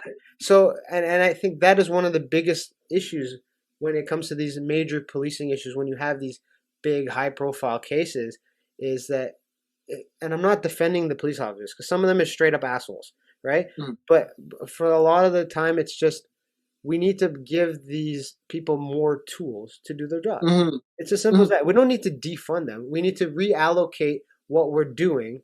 That see, and that what you just said right there. Yeah, That's what the real word. That's what people are really asking for. yeah, Like I said, defund the police became a clumsy slogan, but what they're really asking for is that the defund the police came because people said if the police don't want to go along with the reallocation, let's take away them. then take away their money. Yeah, which is And not a so that solution. became, no, it's not a solution, but that became like, hey, you're asking for public dollars to continue to be to continue to have policing. Well, we as the public are saying to you, we want to allocate some of that money for better training, Yes. for alternative measures, for all that stuff. And if the police say, well, no, no, we don't want to do that. It's like, no, no, no, no. No, we the public Yeah, who pay we you, pay for you. Yeah, we want that. it's either you do this or we take that money away. Yeah. And so that became the argument. Obviously, a police force does not want to lose their budget, Well, I mean, right? look at what happened in Seattle. Seattle and New York are two of the biggest examples of what happens when you fucking take away the budget, right? But listen, don't. I think there is a lot of in some ways the police union and the police forces, they have their battle is with the administrators that run the city, and so they'll use that to scare people. Like whenever there's time to renegotiate police budgets and stuff, Yeah. all of a sudden people start talking about, hey, well, we need a police officer in the road. Like, hey, there's not enough cops around. You don't want to have a bank robber and there's not enough police. Like, No, that's always used as a scapegoat whenever there's a right. The yeah. fear mongering, the fear. Defund the police, the criminals are going to run wild. And hello, most like we in North America. We in Canada / Ontario, even small GTHL, we live in safe city. Yeah, 100%. We live with, just like I said, the city of Toronto. The budget for the police is about $1 billion. Yeah, and rightfully so. It should be that high for the amount of population. Right. Yeah. And like I said to you, I work with the police through my job, and I'm telling you, the police force, they're interested in alternative ways to solve problems. Of course. 100%. Yeah. Like I sit on the tables, I hear the stuff that's brought to the table by the police. Police officers are looking for solutions that don't require them to come in and throw handcuffs on people. So I don't doubt that they're interested in alternative ways. Yeah. And they've taken steps to problem solve. It's the politics that go along with it. That's what you have to talk. Yeah. It's the tricky politics and the negotiations with the city and and this and that and like Mike McCormick and he's the head of the police union is arguing with the police chief and all these different things that have nothing to do with we in the public. Yeah, and I mean, and I understand that when people say defund the police, I understand it's out of frustration, but I don't agree with the term. But I understand it's out of frustration, and when the frustration is at the police, when really it should be at the politicians. It shouldn't be directed at the police. Like obviously, there's certain officers that punish. They did, but the frustration should be aimed at the people that are providing the funding and allocating it towards. And I think that media has a big role to play in it, where they they make it seem like this is a police issue, and it is a police issue. But it's also, if we want to solve the issue, we have to hold the people who are supposed to be accountable, and that is the politicians and the people who are calling the shots, right? And I mean, we can go on for hours and hours and hours about that, but I mean, when it boils down to it, I mean, it comes to, in my opinion, I think that the police officers need more training. They need more training.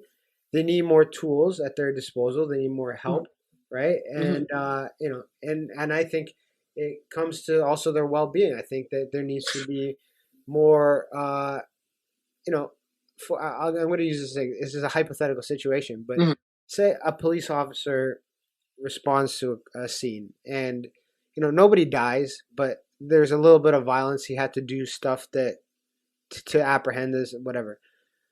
That person is a regular person. We have to figure. I think we lose this human connect. Now they're going to go home to their wife and their kids, and that violent situation that they had that day is not something that they're going to forget anytime soon. PTSD, man. PTSD, right? And they're going to hold on to that. And then should that call come again, the response will not be the same, because they know what happened last time, how they felt last time, and this is a building block to something more drastic where somebody actually dies, right? Yeah, no, I hear you. And so what I think that another factor that needs to be put into place is when certain officers answer certain calls, like specific situations, whether it be a suicide. Like, it can't be good for any human being to respond to a suicide call, seeing a dead body lying on a floor. That's somebody. Those happen every day, right? Yeah. For people who don't understand, I'm going to give them an example. Like in 2019, me and my wife went away to Collingwood for a weekend. When I came back, I was working at a gym at the time. Somebody I was working with told me, he lives in the same area as me. It's like, dude, did you see what happened on the weekend? I'm like, no, what the hell happened? I was away. Somebody from a building literally at the end of my street jumped out of the building, killed themselves, right? Oh, wow. The very next week, 3 buildings down, somebody else did the same thing, right? Wow. My friend happened to see both of the, not see them, but Yeah. in the area for both of the events, right? Yeah. The second the event, he asked the police officer, he's like, dude, like, this is the second time in like 2 weeks. Like, this is a lot. He's like, the officer said to my friend, if the public actually knew how many people were committing suicide a day, they would think that we're under an epidemic. Yeah. Right? They think there was so when I'm saying that for this reason is like, imagine those officers responding to those calls. Yeah. So a neighbor calls, I heard a loud bang. My neighbor, something happened next door. The officer is the first one on scene, and he sees a bloodbath. Somebody who slit their wrist, and their blood everywhere. You do not think he's carrying that shit when he goes home? 100%. 100%, and that's not being addressed. So the next time a violent situation comes up, they react differently because you're protecting yourself, and eventually, sometimes it leads to a bad decision. Bad choice. Listen. What you're saying is a reality that a lot of us are aware of, but sometimes we don't remember. And I think that, like you said, the training, the services that are available for officers who are experiencing PTSD and trauma and trauma-related issues. Because you're right. Yeah. They see the worst of the worst, right?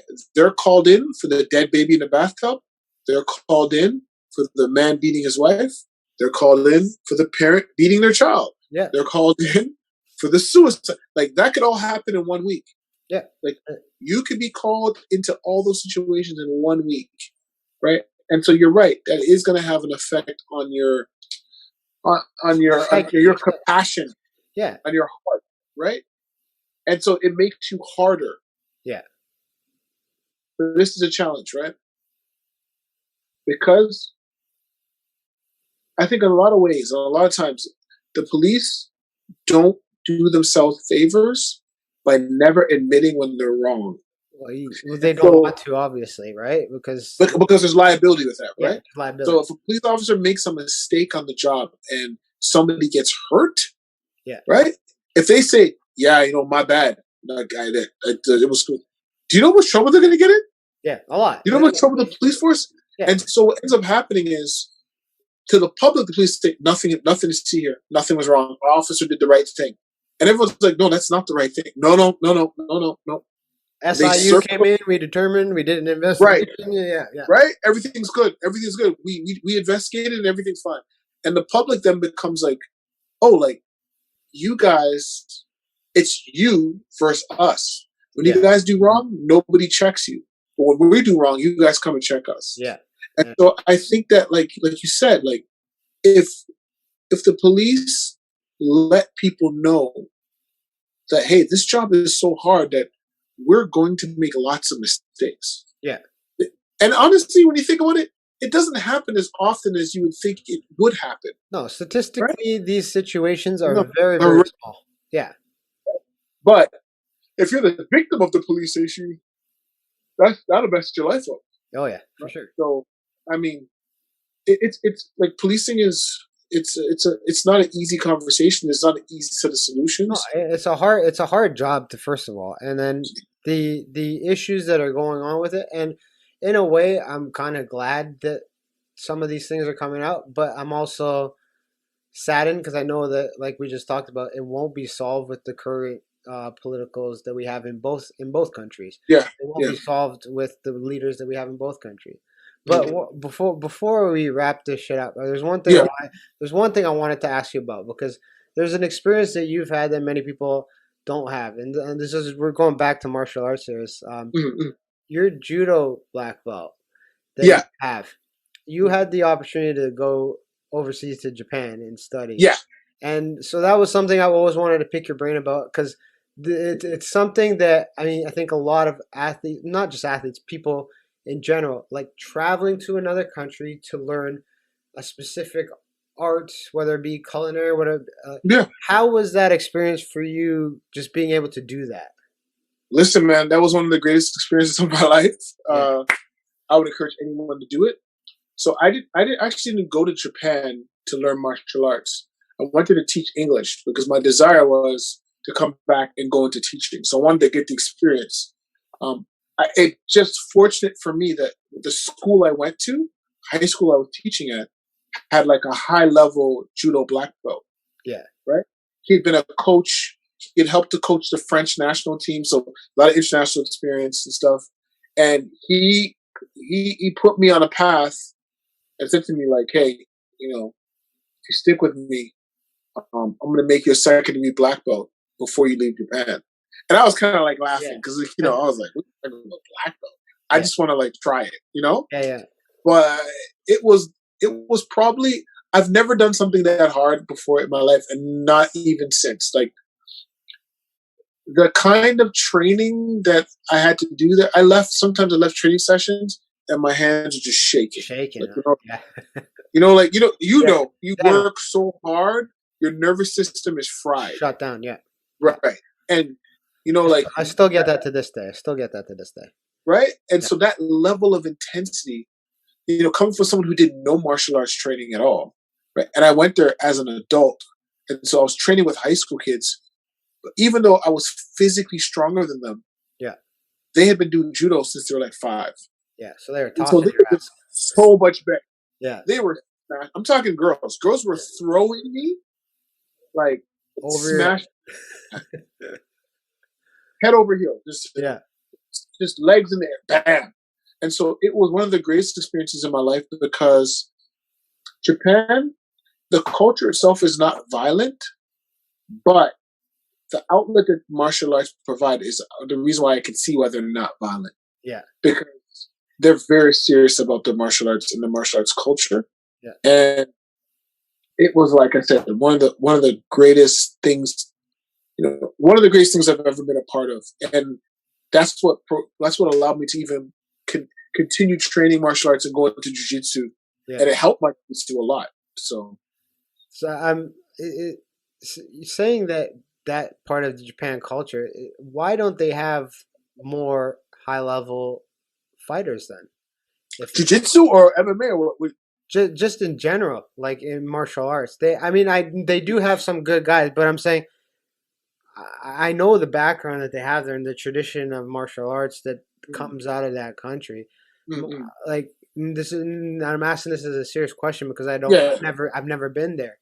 Mm-hmm. For somewhere with such a rich history of martial arts, why is it that, you know, the Western world is producing the most best martial, or the most, I wouldn't say best because it's completely subjective, but more champions. Yeah, more champion level martial artists in all martial arts than, you know, Japan. Is there a reason for that, do you think? Yeah.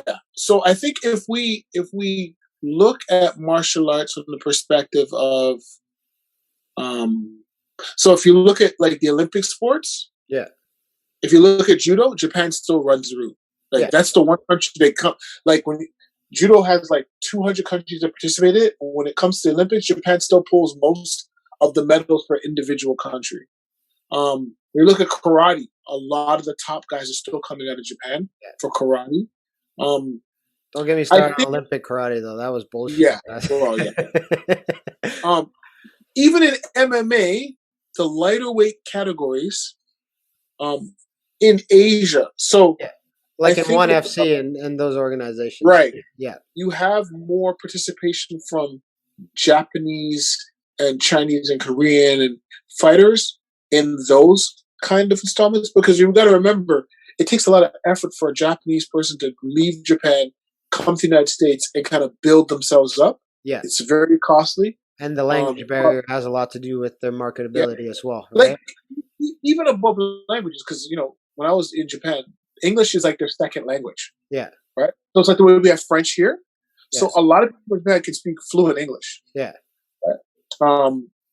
But so it's not too much the English. It's more like the culture. Do you want to leave your home and pursue fighting in another country? That's, I think, the challenge, right? Yeah. Couple that with martial arts doesn't make you a lot of money. Yeah, it doesn't. No, even teaching it doesn't make you a lot of money. People think it does. No, it doesn't make you a lot of money. And in Japan, you know, people, it's still the kind of culture where your parents are like, you're not doing that. So do you think it's more of a cultural thing where parents are more like, you can do it as a way to defend and learn and Yes. honor, respect, but in terms of we love the Budo component of martial arts, the Budo, which is the discipline, the honor, that part. That's why kids will do it. That's why it's in the high schools. Yeah. Right. But then it's kind of like, okay, you can become a professional martial artist, but like you're not going to make a lot of money from it. You're still going to live at home with your parents, right? And then when you look at on a world scale, right?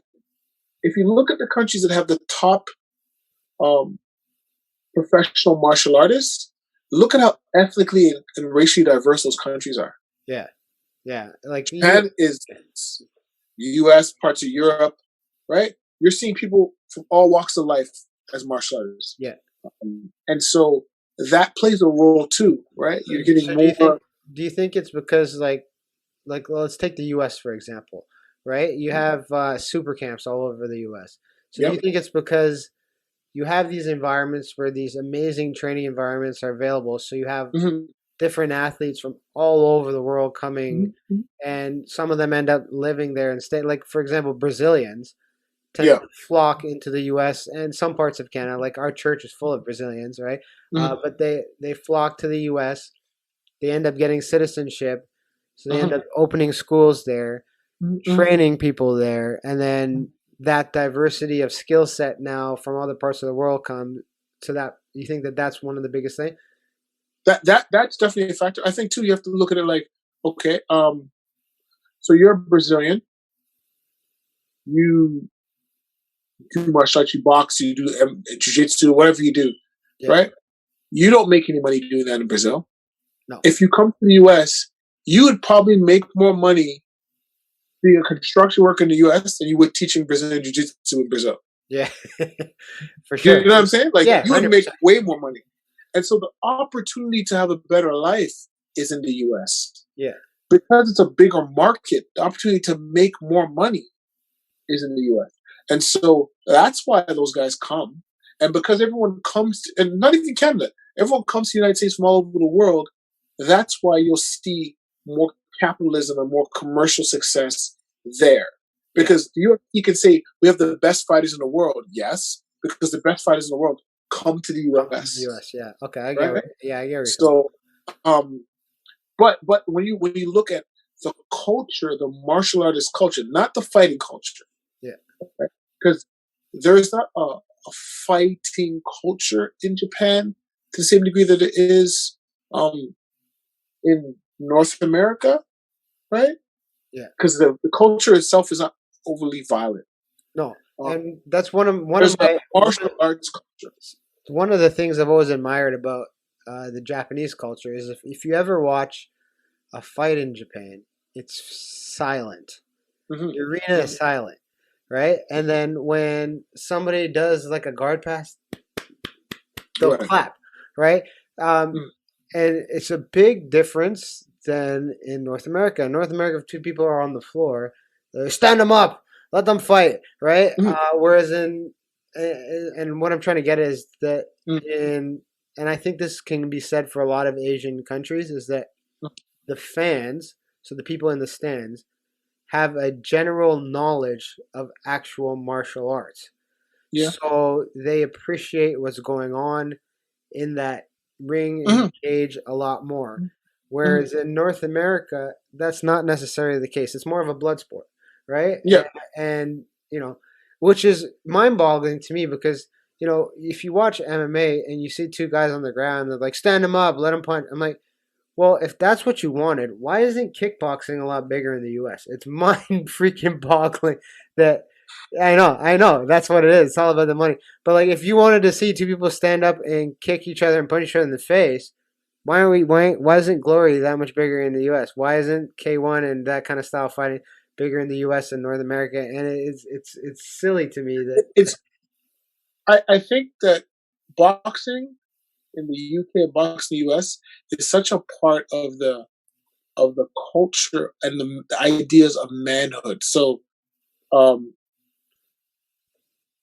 punching people and like being a boxer is like manly. Yeah, You man. know, hit people in the face. I'm not afraid to take a punch. Like it's Alpha such male a stuff. Yeah. tough alpha male part of the American persona. I'm a tough guy. Yeah. I can punch, right? Kickboxing was never a part of that persona. Okay, I get what you're saying. Yeah. That was an Asian style of fighting. Yeah. Right?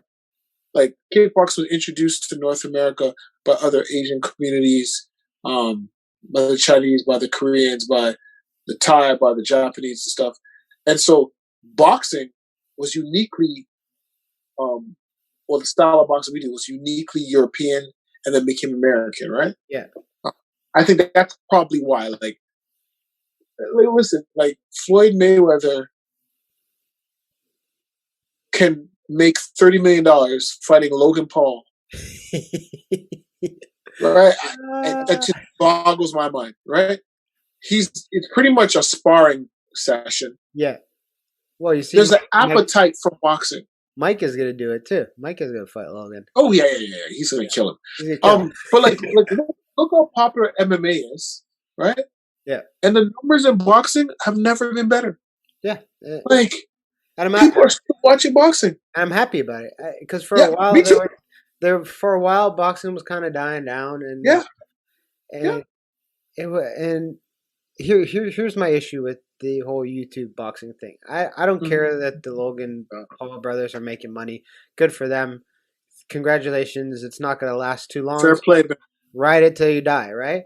Here's my concern with what's happening is they're setting a precedent to all these other TikTokers and college student and regular dude that you can just, with minimal training, step in a boxing ring and box somebody. I love that. Here's my problem with this though. And it started happening last week. Somebody died, right? They did. Really? They did a college boxing night, and somebody actually died. And that's what's what people don't understand is this is not a game. No. It's not a sport. It's not. There's no as brutal as the NFL is. You get 16 weeks to prove that you're the best team in the league, and then you go and play. Fighting doesn't do that. Fighting is can't play. I want to tell. I'm going to say this, and when I go to a fight, I take out 1 day life insurance because there is a strong possibility I incur a severe injury. Like death can happen in many forms, but you're voluntarily going into a ring and fighting someone. A lot of bad crap can happen to you. Yes, and the YouTube boxing sensation crap, as good as it is, as fun as it is to watch, it's only as fun before somebody gets really seriously hurt, and it's already starting to happen. And I hope that, my hope is that I don't want it to stop, but what I hope is that commissions start taking a little bit more responsibility when sanctioning these events and allowing them to happen. That's all I'm saying. And you know what, Ash? I think that even if the commissions start being more rigid, it'll go underground. This is why I'm glad. I started boxing when I was 32 years old. I took up boxing late in life. Yeah. Right? I was already doing jiu-jitsu. And I was like, maybe one day I'll get a fight in MMA. I should know how to box. Okay. So, you start learning, training. You go to spar. And, because you're already doing jiu-jitsu, you're probably more athletic than the average person who just walk into a boxing gym and take the box size class and want to punch, right? Yeah. Your pain tolerance is higher. You're more open to the contact, right? So when I first started sparring, I sparred with normal guys like myself. Just that little pit pat, right? And then, I think once or twice when I first started, my coach was like, okay, go in with this guy. He's an amateur. He has about 20-something fights. Go with him. I outweighed him. So go in there and, just work. And I'll tell the guy, hey, just work with him, work. And you become very quickly aware that you know nothing, John. that Right. You know nothing. And Because people yeah, are sorry, go. skilled and you play around with them, You you get know, hurt. you know. Yeah. Because and that's why I say like I it doesn't bother me because when people look at things and say it's easy and then you go do it with someone who does it, the eye opening when you get cracked, the first time you get cracked, Yeah. and you're just kind of like, you bite down you bite down your mouthpiece, and the kind of like that wave of warmth surrounds your body. You're like, oh, this is grown man stuff right now. This is like this is not a joke. Like this is and, grown man stuff. and like as good as a fighter that I know I am, like I do a lot of my training at Grant's MMA, and our coach RG, he's a brilliant boxing coach. Yeah, I know who you are. Probably best in Canada, one of the if not the best in Canada. And I'll tell this, I'll say this over and over and over and over and over. I know how to strike, right? But then when you tell me, okay, you're only using your hands to box, okay, that's fine. Now I'm going against some of our guys who are professional boxers. Yeah, right. Different. It's a different ball game. It's 100% different. They're touching me. Where did it come from? By the time I figure out what's happened, they're gone. Now I'm not saying I can't handle. I do handle myself. Yeah. So what I'm trying to say is that there's levels to this thing, and well, I'm good at kickboxing. I'm good at jiu-jitsu. I'm good at those kind of things. Mm-hmm. Boxers are good at boxing, right? So I like the whole MMA guys going over to boxing to box. Yeah, I get there's money. I understand the money. I understand the money, but don't for 1 second think as a professional MMA fighter. Don't for 1 second think you can walk over to boxing and outbox a boxer. Maybe a Jake Paul, you can. Maybe old Evander Holyfield, like what's it? Vitor did. Yeah.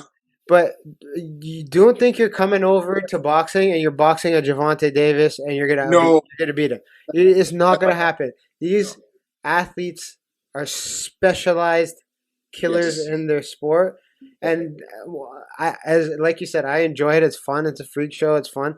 I just hope that nobody gets seriously friggin' hurt from it, because I'm telling you right now, if Floyd wanted to, he could have put Logan's brain in 100%. He chose not to, right? Listen, I think even Tyrone Woodley, I watched that fight and I was like, something's off about because I've watched Woodley fight MMA, right? Yeah. And he's never been known to be the best boxer, technical striker. No. But the one time Woodley hit him clean, you see homeboy is like, yeah, why didn't he go after him? You know what I mean? That's what I'm like. Sums up. I'm not going to go into conspiracy theories about them needing. Is it Logan he fought or was it Jake? Jake, he fought Jake. Yeah.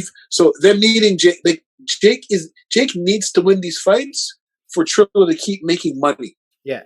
Right. The moment Jake loses, people are like not interested anymore. Yeah. Like we knew that was going to happen. Whatever. So they keep having him fight guys who could beat him, right? Potentially, and then he ends up winning. Like even when he fought Ben Askren came in that fight looking like he just walked out of his. He just grabbed hip surgery the year before. Right. Like he looked the most blubbery I've seen him his entire life. Yeah. Right. He didn't take the fight seriously. No. Right. And so when I watched the Tyrone Woodley fight, I was like, something's off about Tyrone Woodley. Like I don't know. He's not, and it could be a ton of things, right? Yeah. And so in my mind, I'm like, you know what? I understand boxing. It's entertainment, and so you can't kill the golden goose that lays. You can't kill the goose that lays the golden eggs. Yeah, no, you can't. But yeah, they need Jake to keep winning, to keep drawing more pay-per-views, so that they can make money. Well, then he better not fight the Fury kid, because then he's gonna lose that fight. Maybe that's the cash out, right? Maybe that's the cash out. Yeah, or maybe he wins. Like at the end of here's the thing about those two guys is they're actually really good athletes. Like people make People try to think that they're just like they made their name off of YouTube, but they're actually pretty damn good athletes. Yeah, I like mean, any day you put the paper in front of me, I'd sign it to fight either one of them. But right. But think about this, Ashton. If you were, because those guys are pulling in just from YouTube alone, like $700,000 a year. Oh yeah, more than right? that. Probably more than that. Okay. So if you're making that much money right now to train and fight, Ash, several hundred thousand. Let's say you were making $250,000 a year right now. Yeah. To train and fight. How much better do you think you'd be? Oh, a lot. You could have a camp just for you. Yeah. Right? You could go travel. You could travel different parts of the world and go fight and train with the best guys. Yeah. Right? $250,000 a year can buy you a lot of like improvement to your skills. And that's why I'm looking forward to Conor McGregor's comeback very, very much. Because, oh, really? Here's the thing. And I'm a huge fan of Conor McGregor. Not because and because of how he transcended the game. Some of his actions outside of the octagon questionable. That's another. Doesn't even bother me. Yeah. That sells tickets. And to be honest with you, if I achieved that level, I might have made some of the same mistakes he made. I can't speak. That's a whole nother story. Mm-mm. Here's the thing, though. Other people who have broken their leg in the same manner or suffered severe injuries in that same manner, myself included, don't have access to the millions and millions and millions and millions of dollars that man has. Yes. From the moment he got out of surgery, don't be fooled. He had people working on that leg night and day, right? He had expensive stem cells juiced up in that thing. I am excited. Like, I'm not saying he's going to come back as the same fighter. Yeah. I'm saying that with the money that he has, congratulations that he has done really well for himself and put himself in that situation. I think that with that money that he has, his comeback might surprise a lot of people because of I'm sure he's pumped millions of dollars into making that leg better. Right? I'm sure the UFC's pumped millions of dollars. Exactly. So I wouldn't people are sleeping on him, but I still have a little bit of faith. I think he still has something in there. I think that how old is Conor right now? 32? Yeah, he's about the same age as me, so he's not old. No. I think I think that people sleep on him like they did with Jose Aldo.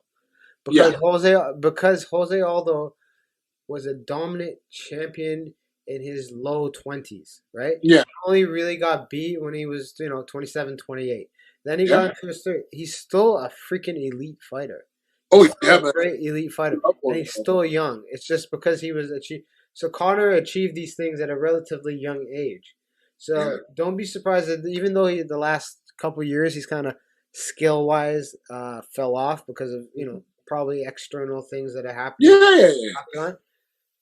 This might be the time where, you might see something great. I'm not saying it will be, but you might see one of the best comebacks in sport. And I think Conor has already cemented his legacy as probably the most influential MMA fighter of the modern era because, for one, he won 2 titles. Yeah. First to do it, right? Yeah. Wasn't the first to do it, but simultaneously. Yeah. He held them both at the same time. And then the man, his first professional boxing match, gets to fight Floyd Mayweather for $100 million. Makes $100 million. Yep. Like, who stamped this guy's lottery ticket? Like, no. And you know what? And he fought well in that fight too. Walks away relatively unscared. Like he got technically knocked out, but he was more fatigued. Like Conor was done physically. Like But I'm just like, yo, Conor, he won. He's defeated the Matrix. Yeah, 100%. Right? If he never fights again, he'll still be remembered for the rest of his life. 100%. Right? Yeah. And I think if he was smart, he wouldn't fight again. He's going to. He's a fighter, right? Yeah. He's relatively young. So he probably makes what, 20 mil off each fight in the UFC, or at least 10 mil off a UFC fight. 20 or more with his endorsement. Right. Probably. Endorsements and everything. So who's going to walk away from that money? As long as you keep paying me in the middle, I'll fight once a year. I'll do it. Yeah, 100%. But yeah, I with the money that he has, don't be surprised if he does something great. And I hope he does. But Yeah. and just for the sake of it. But anyway, that was a freaking fun conversation. Yeah, man. Anytime, bro. We do it again. Tell everybody how they can find your martial arts studio and get a hold of you if they want to. Listen. If you want to come train with me, Brazilian Jiu-Jitsu, I'm at elementaljiujitsu.com, ELEMENTAL, Jiu-Jitsu, Jiuj. Yes. Jiujitsu.com. And I'm located in the Ajax area. I have adult classes, I have kids classes. Listen, if you just want to drop by and say hello, come by and say hello. I'm there. I'm a friendly guy. Please come join me. One of the best. Trust me when I say that. One of the best. It's my pleasure, man. Thank you. Yeah, this is a fun conversation. We'll do it again for sure. And definitely. Thank you, everybody, for another fun episode. Grinds my gears. And yes, sir. That's it. Peace out. All right. Peace out. Hey, everybody. Thank you for watching. Please do me a favor. Click the like below. Share on YouTube. Share on Instagram. Share on Facebook. Spread the word so I can keep creating more content for you and keep providing you with a great podcast experience. Peace out.